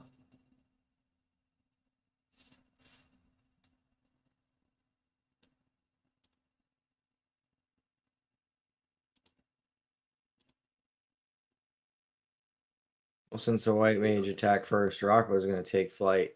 Is he on top of something here? Yeah, he's on top of the bookshelf. Oh, I didn't specify this earlier, but they're like 8 feet tall, the bookshelves. So to get on top would have to require like a climb check. Unless you can fly. Yeah, he's flying. So he's going to fly over and fly on top of the bookshelf and attack. Alright. Snaps Drogba's neck, Yeah. killing him instantly. The good thing is that he's a sorcerer, so his AC can't be that high. It's funny you say that. Right? So Drakba, as he flies closer, kind of starts to see this figure in more like of a battle light. And it's almost like he's shifting subtly. Like he's not quite sitting in the same position. It's sort of like he's here and then he's here and then he's here and he's here. All in the same like 5 foot space, but it's like can't quite pin him down. I'm gonna need you to roll 1d100 for the first attack. The second one's gonna miss completely. For Drogba? Yes. Anything above a 20, you'll hit. So he has I had a pretty good chance for the bird. yeah, it's 20% miss chance because he is blurred. All right, so that hits for 3 points of damage. Well done. It's kind of like he's sort of laughing at the situation, like the fact that he almost had Widegrowl for a second there, and then like laughing that this little bird is flying at him, and then like he's not laughing anymore. Mm-hmm. We have all our spell slots back, right? Yeah, you got Yeah. everything back. And we ate. You also have the wand, Jared. Don't forget. Oh, believe me, I didn't forget about that bad boy. Good to know. Good to know. All right, Alafair. Is this thing like running towards me, like sprinting towards me, like crawling over Absolutely. terrain? Like slithered up over the rubble, and it's like. Curiously, I didn't mention this earlier, but they make no sound. You'd think like a predatory beast would do something bestial, but it's not. Hmm. Do with that what you will. So, what's our max movement again? I know you changed it. It's 60 feet If you double move, but again, while you're in difficult in terrain, the circle, right? one square is 10 feet, not 5. So 30 is my double move. So 15 would be half my movement. Yes. I'll see him coming towards me, and I'll like, and I will run back to the pillar and remove the hand from the pillar. All right. Do I still have another action? Yeah, I'll say the removal. We'll call that a free action. Okay. Oh, like tucking into my pocket, and I'll see it like. I imagine it like a clicker, you know, in Last of Us, kind of Yeah. like looking like It's like tentacle mane is like echolocating. Yeah, almost exactly like that. Just extra dimensionally, maybe not with sound. Okay. And so I'll kind of like collect myself and point my hands at it and like, and then point up towards the magician and cast Murderous Command. All right. Which one is that? This little gentleman right here. That is that particular god. Big will save.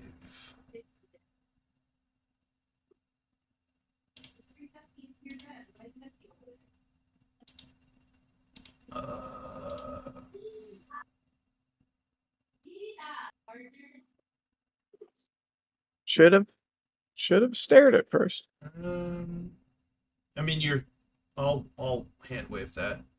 I think it's safe to assume you're generally always staring at a particular target. I was gonna say that. Can we just use that like if I'm casting on something because it is in right? Yeah. So it doesn't take an action. Like, can we just apply that to the rolls? That makes sense, right? So it's -2. Yes. And also, your DC is not that low. Should be DC 14 for first level spells. And spell legs. Is Murderous Command is first level? Yeah. Actually, I think I put that in. No, I didn't. Okay. Well, that's 14 anyway, so yeah. Alright. You see as it's like pouncing towards you, it comes to a dead stop and the tentacles like turn behind it. Hell yeah. Alright. Oh, and my turn. Alright. So this one's turn behind you guys. Oh, it's going to again soundlessly skitter on towards Brommus this time. And it is going to attempt to take a bite.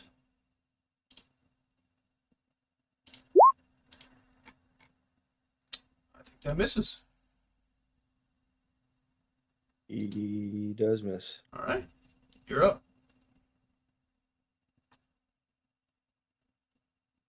I remember that picture in the museum we saw. I only dipped my arrows. Oh, you did the Bardiche too. I dip my Bardiche too. So I take a step to the side.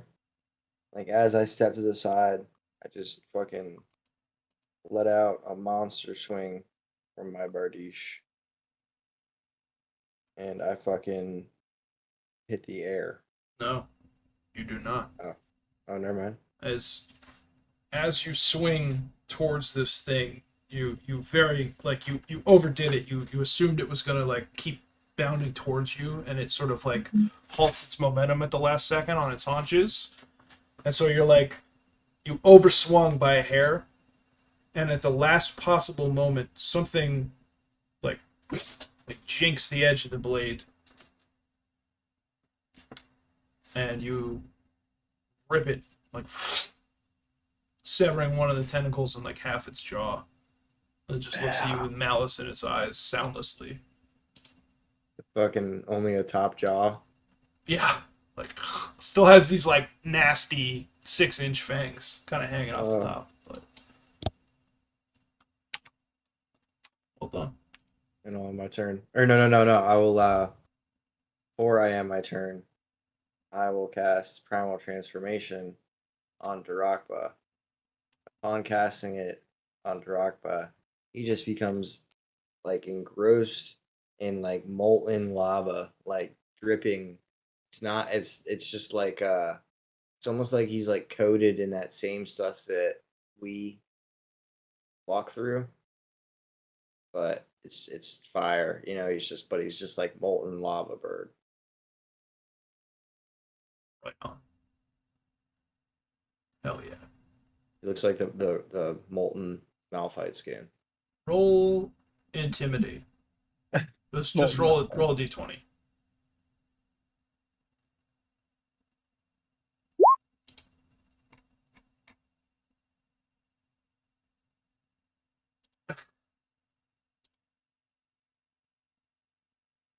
Uh,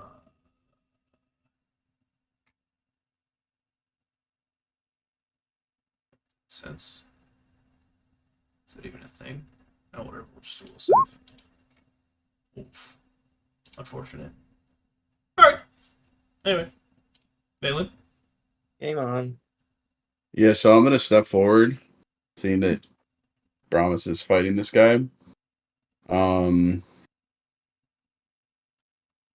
And then I'm gonna activate my arcane pool, Alright. and I'm gonna swing at this guy.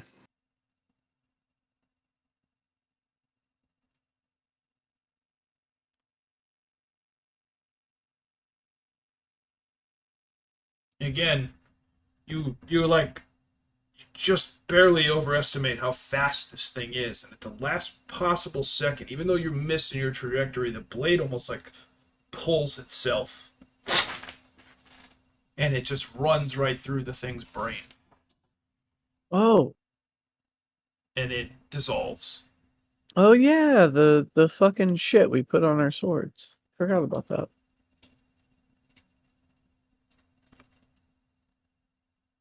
Anything else?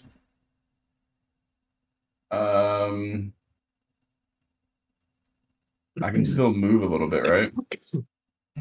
You did move already. Okay, so I can't move again. All right, yeah, that's the end of my turn. Okay.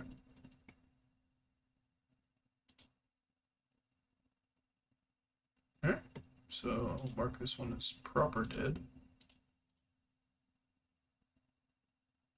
This one to the side is going to much like Great. its comrade, so 15, 25, 35, as far as I can get, is gonna like, boom, boom, boom, like bound up and over the collapsed pillar remnants. And that will end its turn. Back to Widegrowl. All right, I see Alafair's in trouble. So I'm gonna rush over to here. Just jump in front of this guy's path. Well, Gonna that one, that's the one I cast Murderous Command on. Yeah. Also, Oh, each one of the squares inside the circle counts as 10 feet, not 5. So yeah. we gotta Well, make sure. I think you have 80 movement if you double move. yeah, I was there. No, I don't even think it's a double. That was 20. Is it That was 20 feet. So 20? Yeah, that was. That's, I got that's, 40. That's 40 Yeah. feet. yeah. Yeah, I got 40.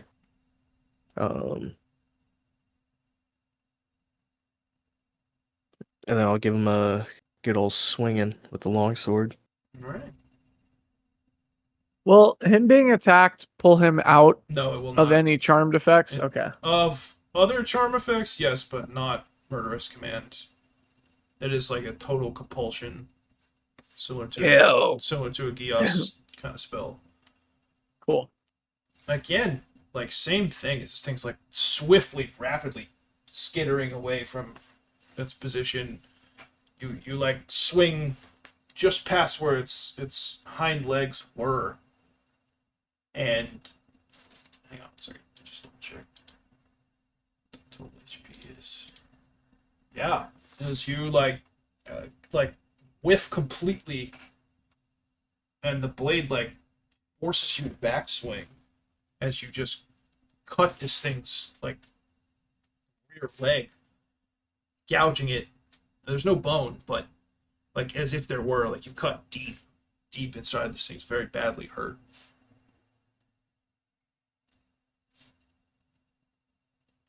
Hell yeah. All right, yeah, that's it for me.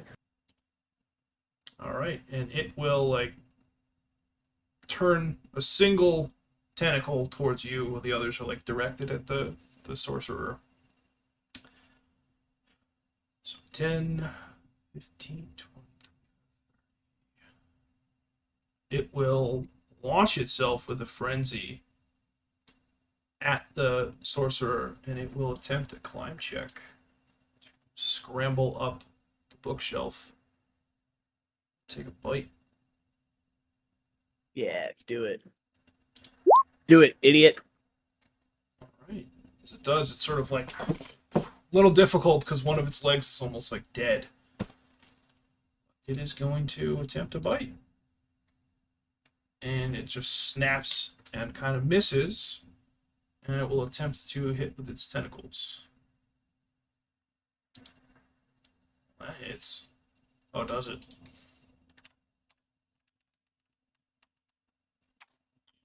Does. Alright. So just kind of like stymies its way up the bookshelf and just like, ah! And it misses. It like just hits air as the sorcerer jinks back.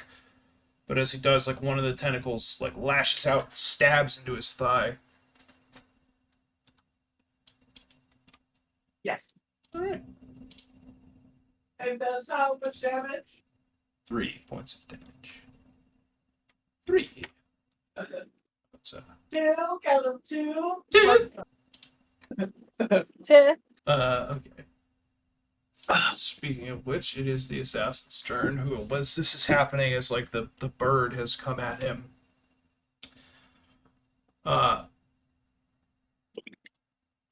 The sorcerer is going to kind of like step off the bookshelf into the air, and he's going to that token. He's going to fly out over here, about 10 feet up in the air, and he is going to cast Magic Missile at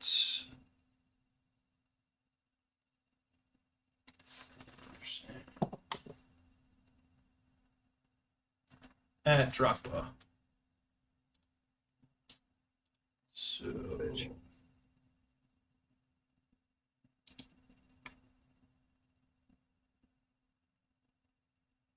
is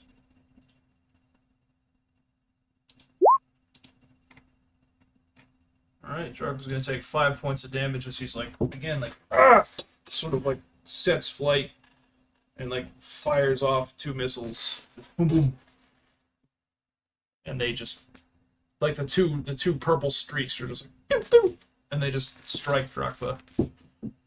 And that's gonna end his turn.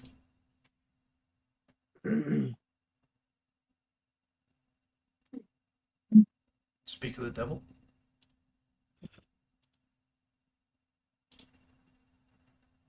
Darkbo is gonna immediately launch off this platform right to him and attack with his fucking molten lava claws.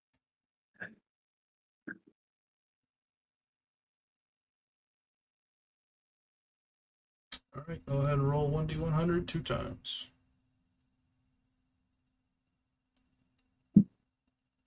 First one hits. Second one hits.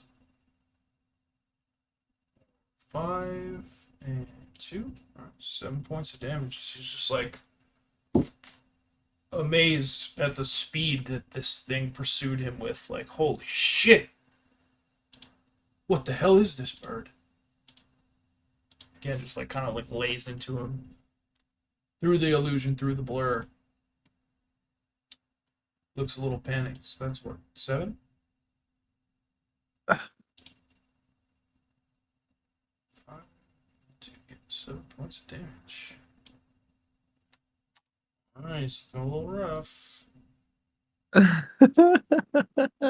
Alafair? Oh man. So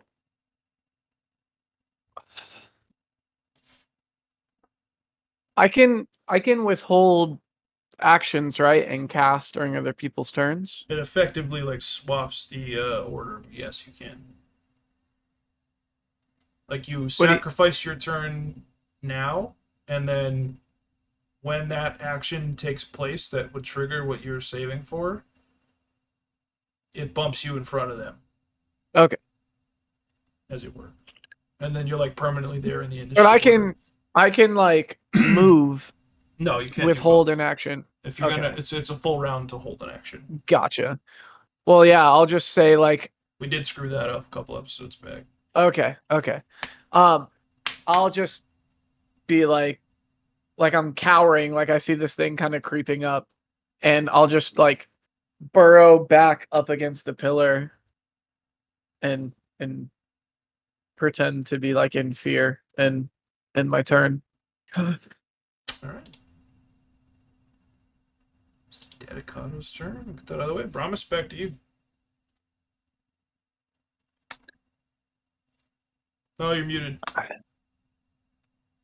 Oh fuck! I can't even use my. Pull Blicky out. Yeah, but I can't attack. Blicky, I can't pull it out and attack in the same turn. Hit him with the sticky. If you don't move, you can. Can't shoot through Alafair. Why wouldn't It's you way- be able to it's- hit this one? He's 10 feet up in the air if you're talking about the sorcerer. Yeah. Why couldn't you hit this one? I need to go. I need to protect my bird. All right. Yeah. I need to attack the target closest. I'm to the fine. target. Don't worry about me. So I'm gonna pull out one of those arrows that I laced with the molten stuff, the red stuff, All right. and shoot. How far is it away? So I use the normal attack, right? Mhm.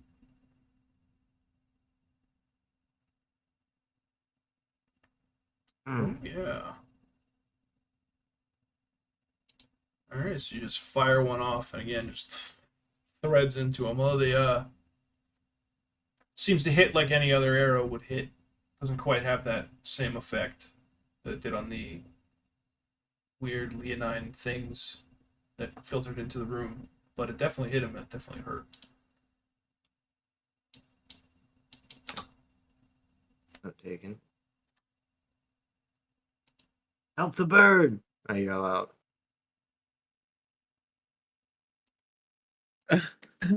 Question. What's the range on this wand? My. Only my turn there. All right. I need to 400 feet plus 120, so 520. Holy shit, I can launch it. All right, hearing Brommus say, "Help the bird." I'm gonna help the bird, and I'm gonna hit this guy with a fireball. I'm gonna Come on. before you do that, out of character. You're probably the second most experienced here next to Blake. You know what fireball does, right? I do not know. Okay. Is it a big area? Yes. Of effect? It is a Okay. It is a pea-sized beam that essentially automatically hits as long as, in this case, because it's a wand, as long as you make your UMD check and you get past the blur, it'll go where you want it to go. Everything in a 20-foot radius must make a reflex save to take half damage of 3d6 in the case of this wand, Mm-hmm. or they take full. It immediately lights whatever's in the radius, the whole radius, 20-foot bubble, like a smoke from Valorant, imagine that, on fire with no explosion. Like there's no force. It's just... So You can he do would it. have to. By all He means, would you have can to do be- it, but no. He Draco would have to be die. this. He would have to be the center of it, right? Draco would die. you could aim... If he wasn't... Yeah. He's in the air though, so I have to hit him. Yeah, you'd have to hit him direct. Yeah, so it would kill Darakb, so I can't do that. I mean, you could. No, I'm not killing. He's my special boy. You could. It's your emotional Um, support animal. So what I'm gonna do is I am going to. So I have what? What is my movement? Let's see.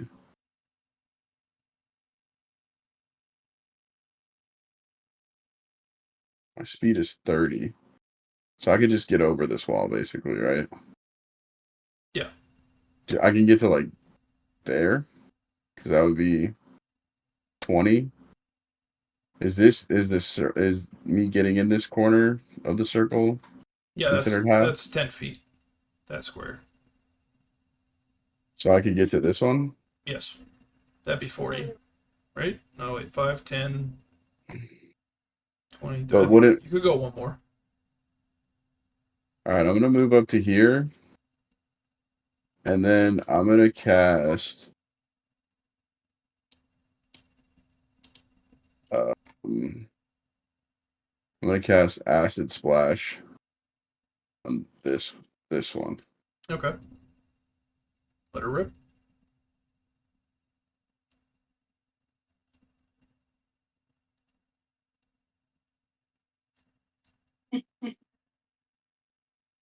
You don't limp wrist it this time. That's for sure. No, Alright. It just I gets like fucking struck with this bowling ball of fucking acid. Just Hadouken! it's like the whole left half of its body is just melting off, and you can see this almost. It's not like bone. It's not like metal. It's almost like rock, like hardened, blue glowing rock, skeletal structure underneath this thing. It's just like exposed and dripping on that side. Yikes. And that ends my turn. All right. Sensing this new threat, Chase is going to do some math. Mhm. Let's see, 10, 20, 30. It is going to 10, 20. Oh, diagonals count as 4 in difficult terrain. I forgot about that. Interesting. 20, 30, 40. He is going to attempt to take a little chomper out of the person who just burnt it alive.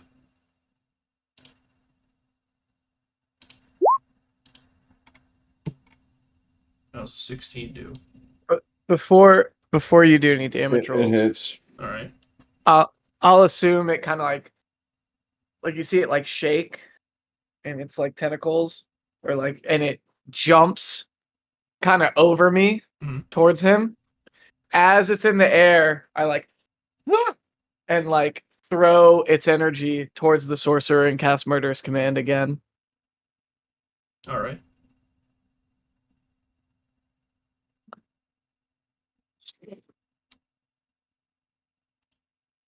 Oof. It like leaps over him with a snarl and like crouches and looks at the sorcerer. Or no, rather, it looks at its living brother over there. And like you just see both pairs of like its tentacles and theirs. Like the one that you cast command on is like obviously signaling aggressively. The other one's like, the fuck. It's gonna end its turn. Widegrowl. I love like tanking without tanking. Like, we're like, nope. CC baby. Yeah. I hear Brommus saying, help Drakb. So it looks like they got him taken care of. So I'm just gonna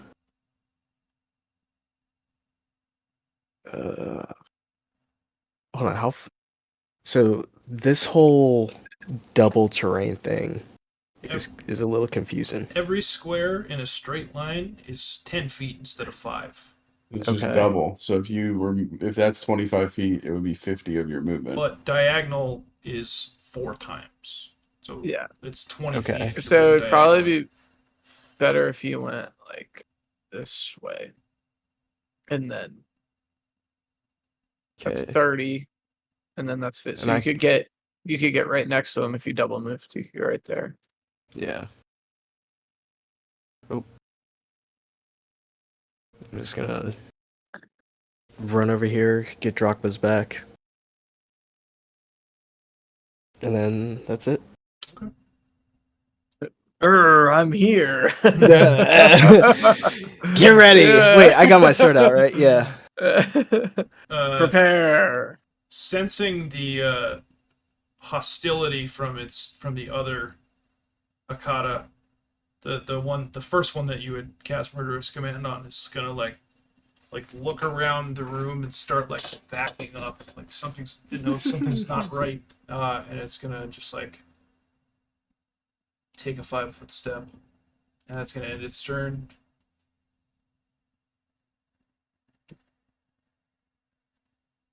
Gives us Monsieur Assassin once again, back to the top of the round. Alrighty. Couple of things are gonna happen. Uh-oh. Ta-da.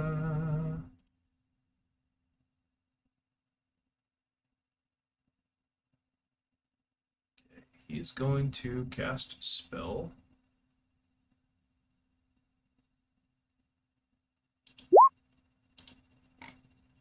Oh, I don't have it set up, whatever. Alright. And he's going to pull a potion from his belt.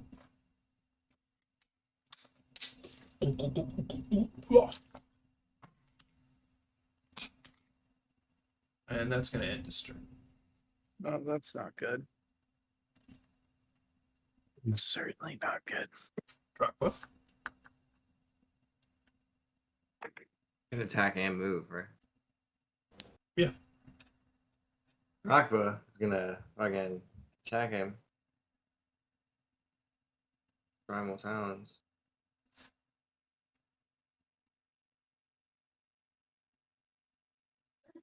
Oh. Oh. Roll 1d100. Let's see if it hit.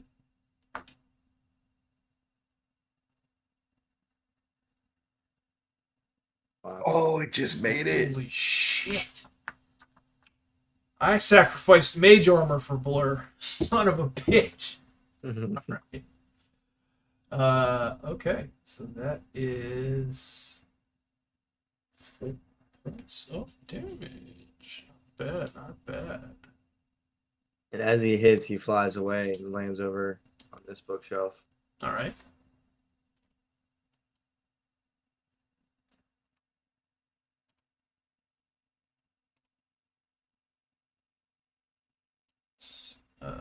Alafair, you're moved in the initiative order.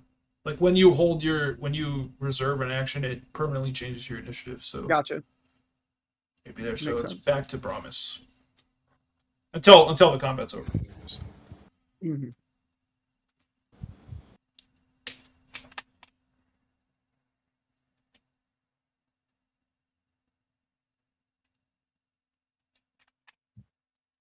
Is it difficult terrain only in the circle? 'Cause Yeah. that's where the rebel. Yeah. All So I right, think Josh was just measuring.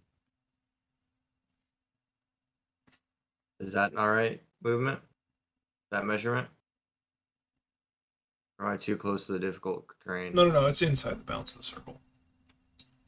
Alright, so I'm gonna run over here, right below Darakba, and that is double movement. I'm gonna end my turn, but I want to say, Darakba, my sweet, sweet boy, are you all right? Saw what he did to you. All right, Valan. I am gonna take a nice little swing at our friend right next to us.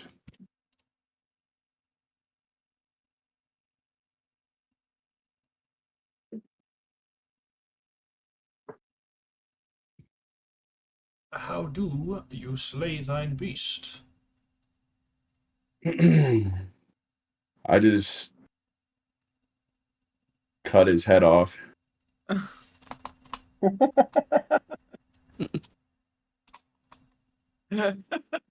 I simply And then I execute him. I pick up the head and it's like gelatinously like dripping, and I throw it in front of the sorcerer.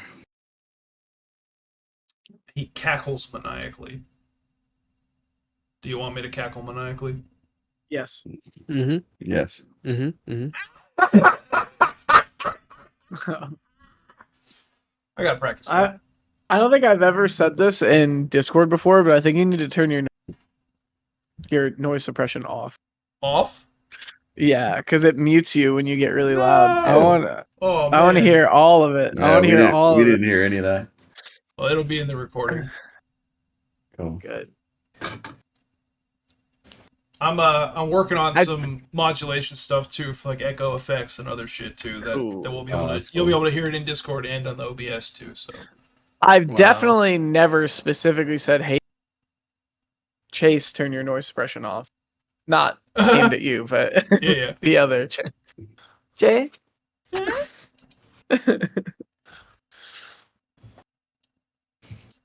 It's just so hard without Crispon, like the sounds of the fort, you know, mufflers, gunshots, Yeah.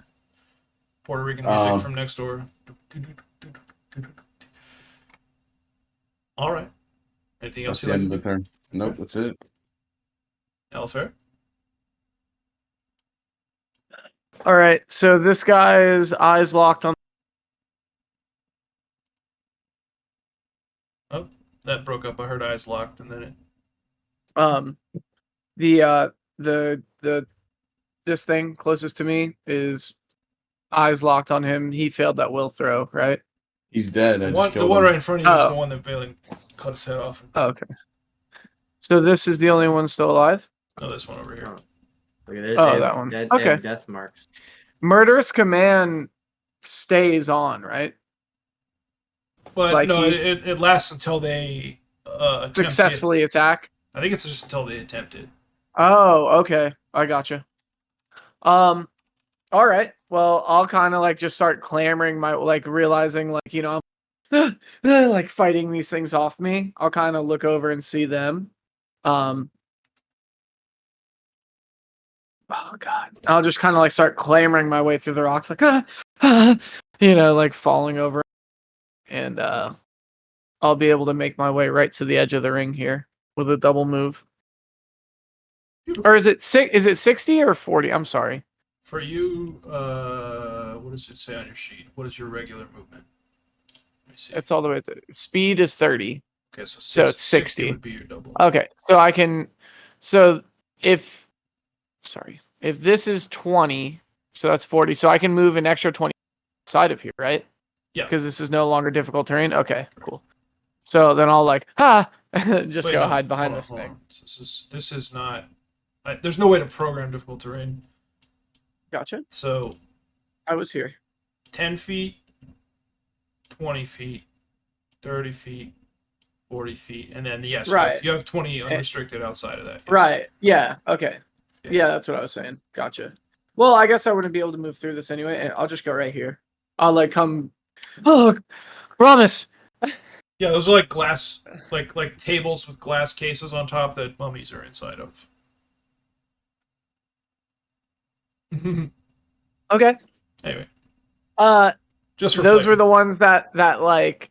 There was like the barest puff, like dry dust coming out of a wallet. Like they kind of lit up for detect undead for like the faintest of seconds, and then the power like faded.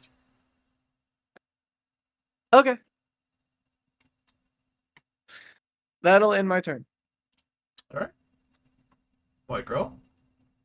All right, I am going to longsword Hellfire Strike this guy. I'm gonna need you to make an acrobatics before. Oh boy, Oh. we'll keep that in mind. Mr. fucking Oh, himself. okay. He said murder 730. Please roll 1d100.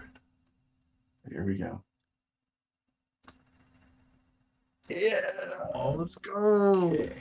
crush him. He's 10 feet up in the air, so what does this look like? Like, you're standing on the edge of this big ass, like, ring that's on these collapsed pillars and stuff, so you could, like, kind of, like, run up and jump, or you could, like... All right, I take the sword and I like swipe my hand across it. Still alive, but do continue, just saying. He's very badly hurt. Swipe my hand across the sword, give it the flames, the Hellfire Strike, and then I leap backwards and kind of jump off of like a pillar, the base of a pillar that was fallen over, and I come up.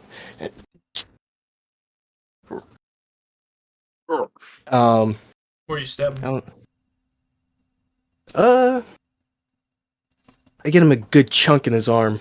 Nice. It's just like blood's kind of like gushes out of it. You hit an artery, and you see he starts to like waver. He's not like floating in the air with as much control anymore. He's just like bobbing up and down a little bit. He looks very, very badly hurt. I'll end my turn right there. I land back on the ground. That's it. All right. This remaining Akata to I was gonna try to run away, but cannot break the compulsion effect, so it is going to sprint 5, 15, 25, 35. It's gonna like dive its way back into the circle. Like, it's not sure who to hit at this point. It doesn't know what the fuck's going on. It's gonna end its turn. Everybody roll perception for me.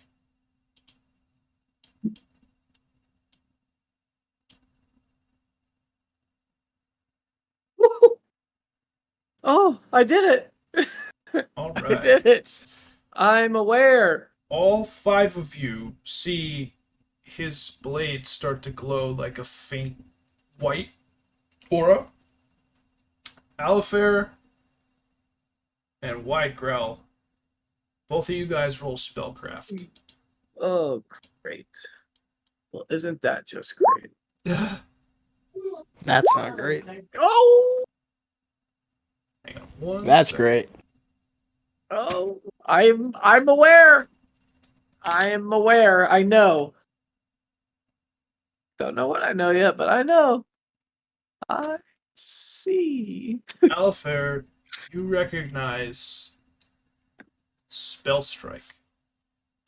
Something that certain arcane combatants, like a form of almost future predicting magic. Like, it allows you to hit true regardless of how dexterous or how evasive or how well defended an opponent might be.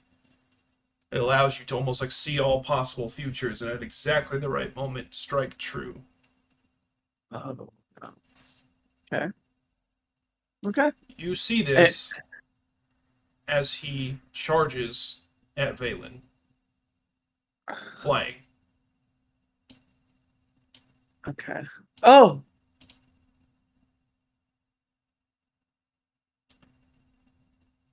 Uh-huh.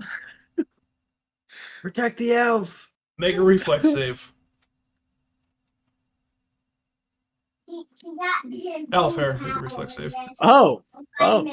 Me. Yes, you.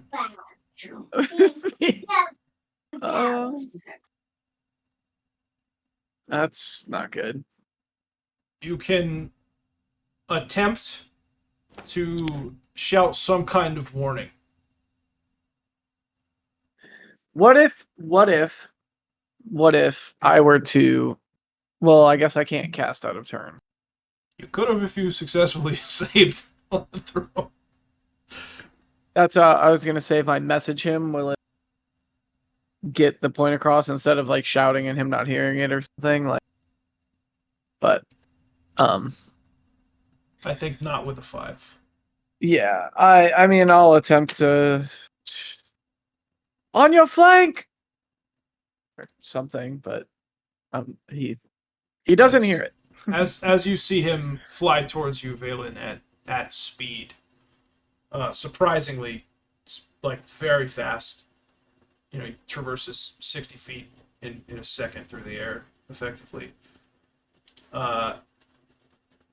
You go ahead and make a reflex saving throw.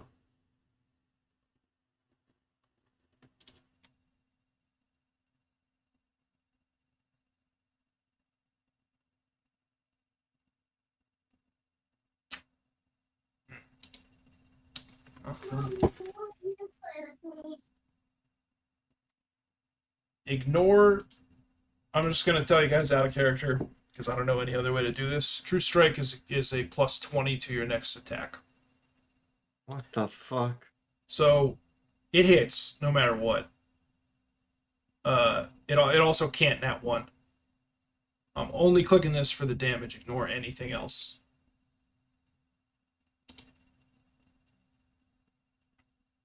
All right.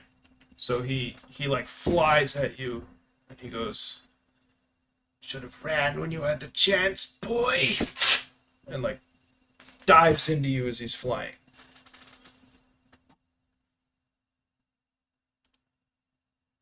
And that will end his turn. Does that hit? Obviously. Yeah, those 8. Whoa! How much health do you have I have 9. So I'm down to 1 health. left? Oh no. no, dude! So he like fucking eviscerated you. Yeah, you're like ran through, like with this sword. Oh, dude, I'm thinking like Lord of the Rings. Like he's like Your blood Like and his when- blood are like mixing and mingling. when Frodo put the ring on, he thought it was safe, and Yeah, just fuck. All right. Rockball. Darakb was hurting too, but seeing that attack hit, flies over from behind, flanking. Attacks again. Oof. Not gonna do it, even flanking, unfortunately. Mr. Brombastic.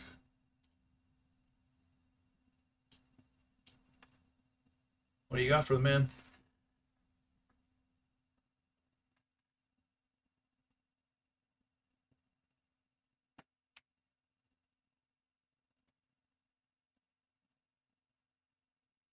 Can I throw a potion? He's got his own. I have none.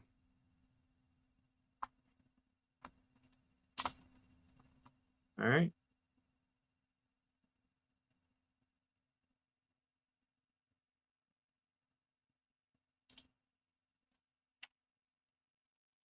I am gonna attack this guy. Right, 40 feet, so it's a longer attack.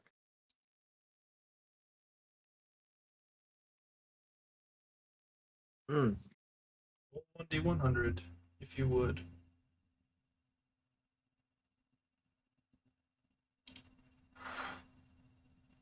One HP remaining. And I, Ooh. Oh, you guys are gonna like this then.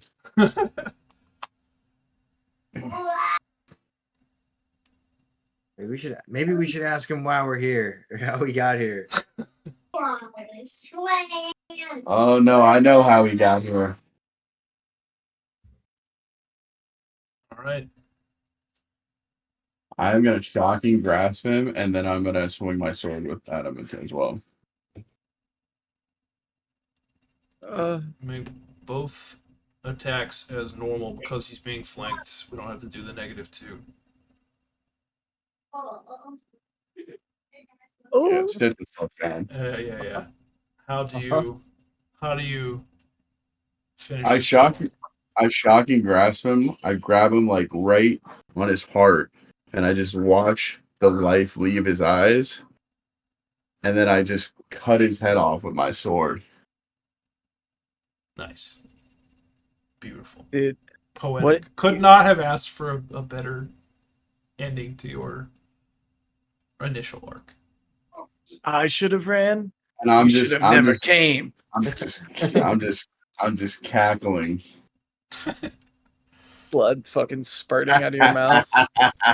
Yeah, there's blood dripping all over my face. Holding the guy's head. Yeah. I'll wait till you see what I'm gonna do with this head. All right. Alright, fuck it. I'm bringing the head with me. Yeah, fuck yeah. As he dies, the remaining Akata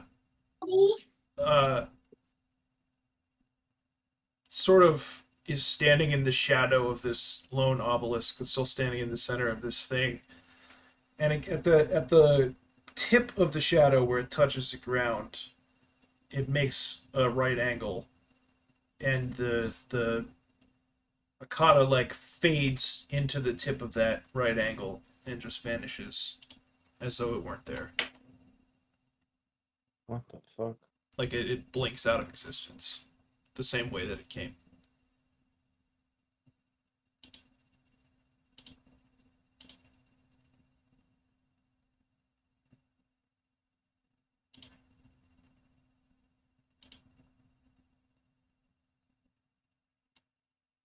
Well, Need me. Come, Wow. come in my bathroom. We're very, very, very almost done. Alright. Just as a heads up. I'll start to make my way over, seeing that the threat is now neutralized, but that Valen is obviously hurt. I drink one of my potions. Go ahead and roll 1d8. Dude, what if you're like pierced with the sword, you like fucking like pour it down the blade? Like Oof. yeah. All right. Alafair. The ring.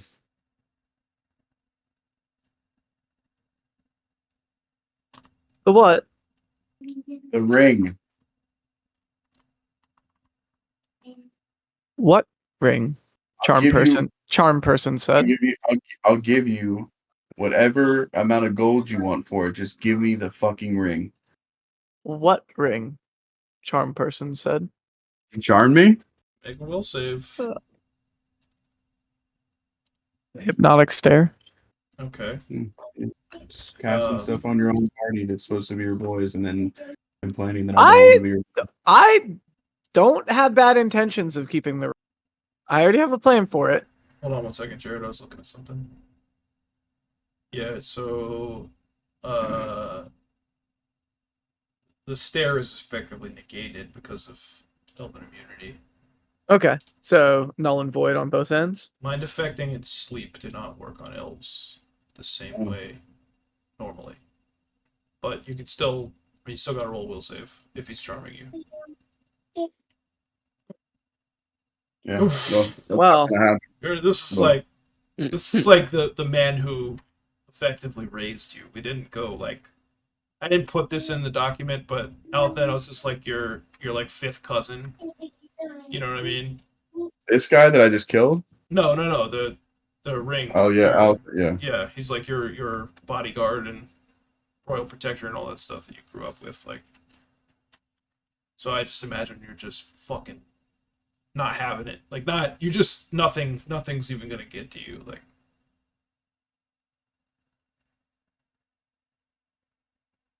or what? Or what? I pull out my sword. You just saw him decapitate someone. I'm rolling the ring over my fingers. Roll initiative, then, pussy.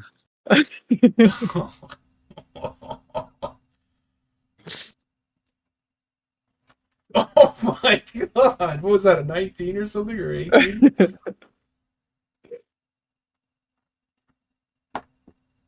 As I'm rolling the ring in between my fingers, I'll kind of like be watching it and then just.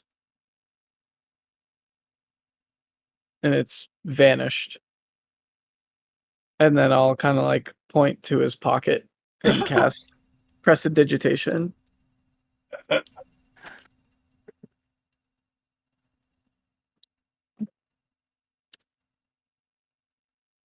I pull the ring out of my pocket. I just ignore him.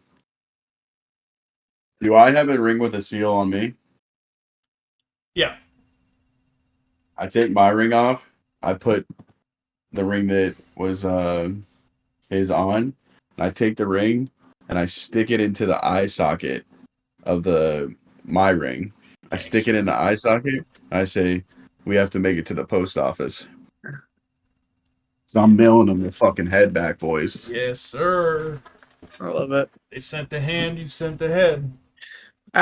At seeing Jared do that, or I'm sorry, seeing Valan do that, I'll say, perhaps another gift for you then, Elf, and I'll take the hand out and give it to him.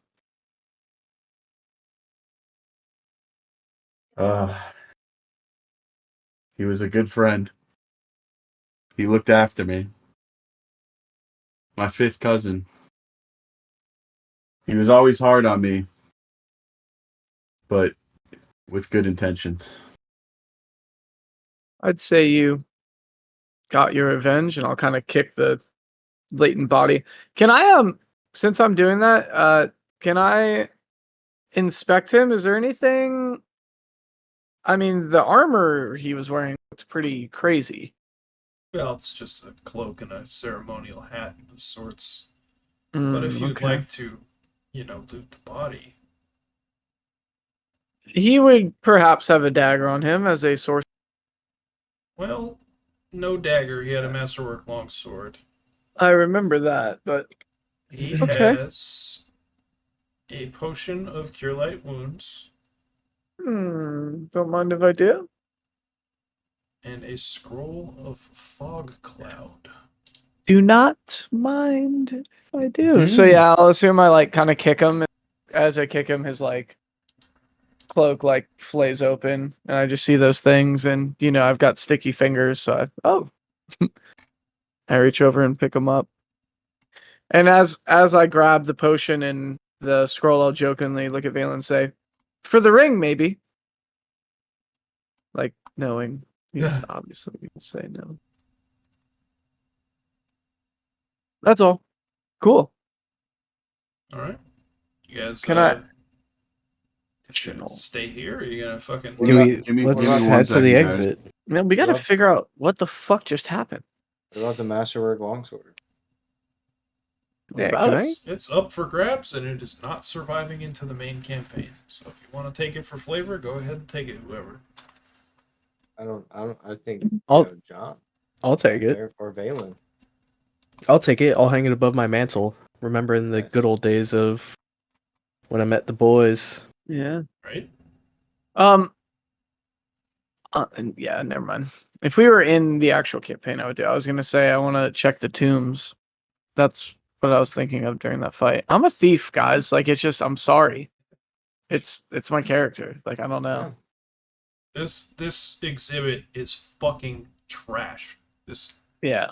place, there's Let's stuff, there's shit Let's get the everywhere. fuck out of here. Like things have been blown off the shelves, tables are knocked over, like there's gore, viscera, and goo all over the place.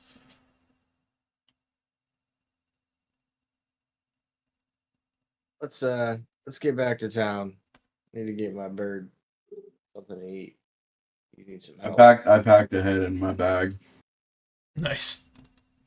You guys all head towards the door. I As a wrap group? it in his cloak so it's not, getting my bag all nasty. Yeah. As I'm walking past Widegrowl, I say, I wasn't too sure about you a little while ago, 56 and 11 thing, but I won't forget what you did for my bird.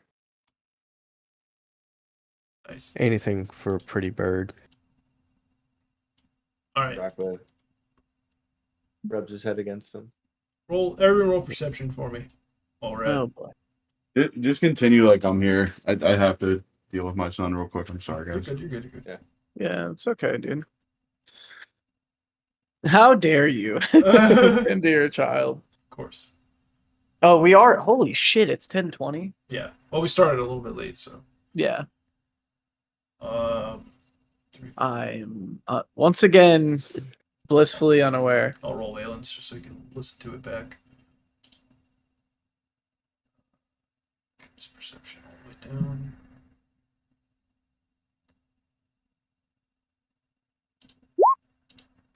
Okay. All 5 of you see out into the hallway. The doors to this exhibit are open, and it's kind of like back towards the main hallway, near the lobby where you guys first came in. You're on like, you guys went left when the shit started, before. You're on like the right side of the museum now. Like you looped around this giant building. Or did you? So looking out into the hallway, though, you could see that it is like pitch black outside. Like there's a big window, out in the hallway itself, and it's storming, like pouring rain, like punctuated by lightning, thunder, etc. As you guys step towards the doorway, Brommus, Widegrowl, and Darakb, like lightning flashes for a moment, and you see a figure dripping wet, silhouetted in the doorway. Both hands holding daggers that are just dripping with blood. Uh-oh. You guys recognize Ankos, the assassin, from earlier, who says, "Do you have any idea the hell it took to find you? Should have just died, Alafair. It would have been so much simpler."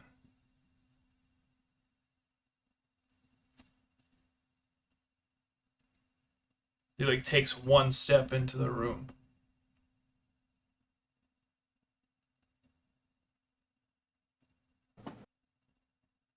And that's where we're leaving it for the week. No, not quite. No. I'll He'll say, "One last deal. Come out and die. I'll let the others walk away." I say the fuck not. I'm killing your bitch ass. Where's Petros? I'll put my hand to Valen's chest. Like, no. This is not your weight to bear. Y'all have done me many favors, but this does not seem like a situation I can flee from as much as my skills would like to lend. Let me die with honor. And I'll drop my blade and just kind of walk forward and drop to my knees. Rox, did you say the words, "Where's Petros"? Yes. Alafair, as you step forward and heroically like sink to your knees, ready to die for your new friends, your comrades in arms, your fellow agents, the lightning strikes outside, and a bolt breaks through the glass window in the hallway and pierces Ankos.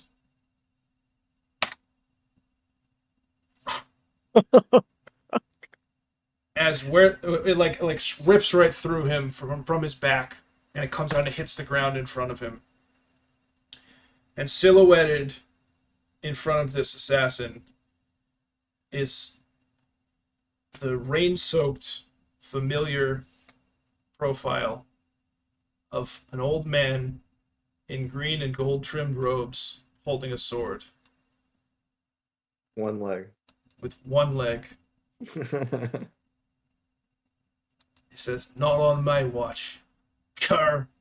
And he cuts his head off. And he turns to face the 5 of you, limping with his new, unfamiliar metal leg. It's like up-armored compared to the elaborate wooden one that Valan made for him. And he looks at the museum, looks at this priceless exhibit in tatters, broken glass, broken columns, broken pillars. And he says to you, "How the hell are we ever gonna clean this shit up?"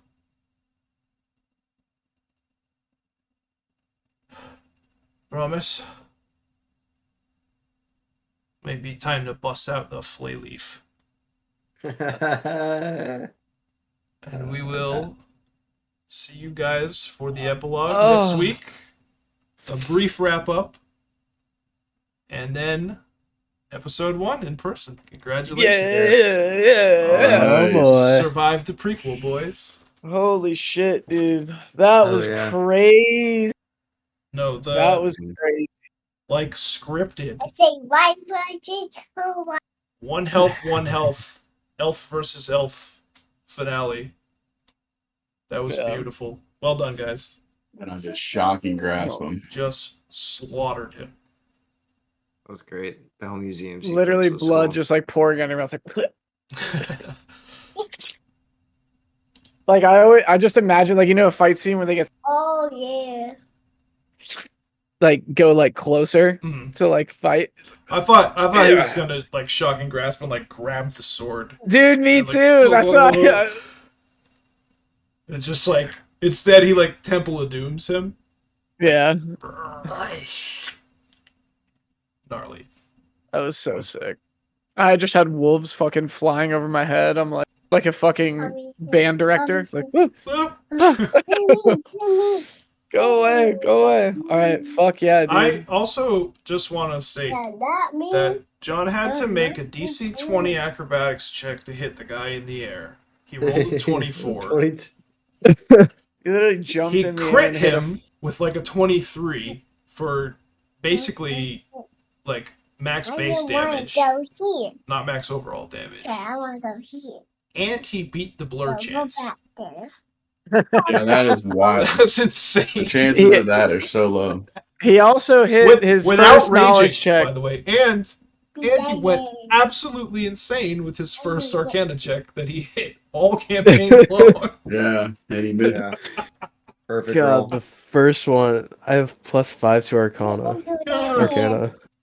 Daddy, let me That's go crazy. down Wow. here. Oh, you want to go down? Yeah, I can't believe I You was did at- that. I was like, dog? I can't believe I'm gonna do all this and then not even pass the blur check, Oh, and I did. I'm gonna put you down.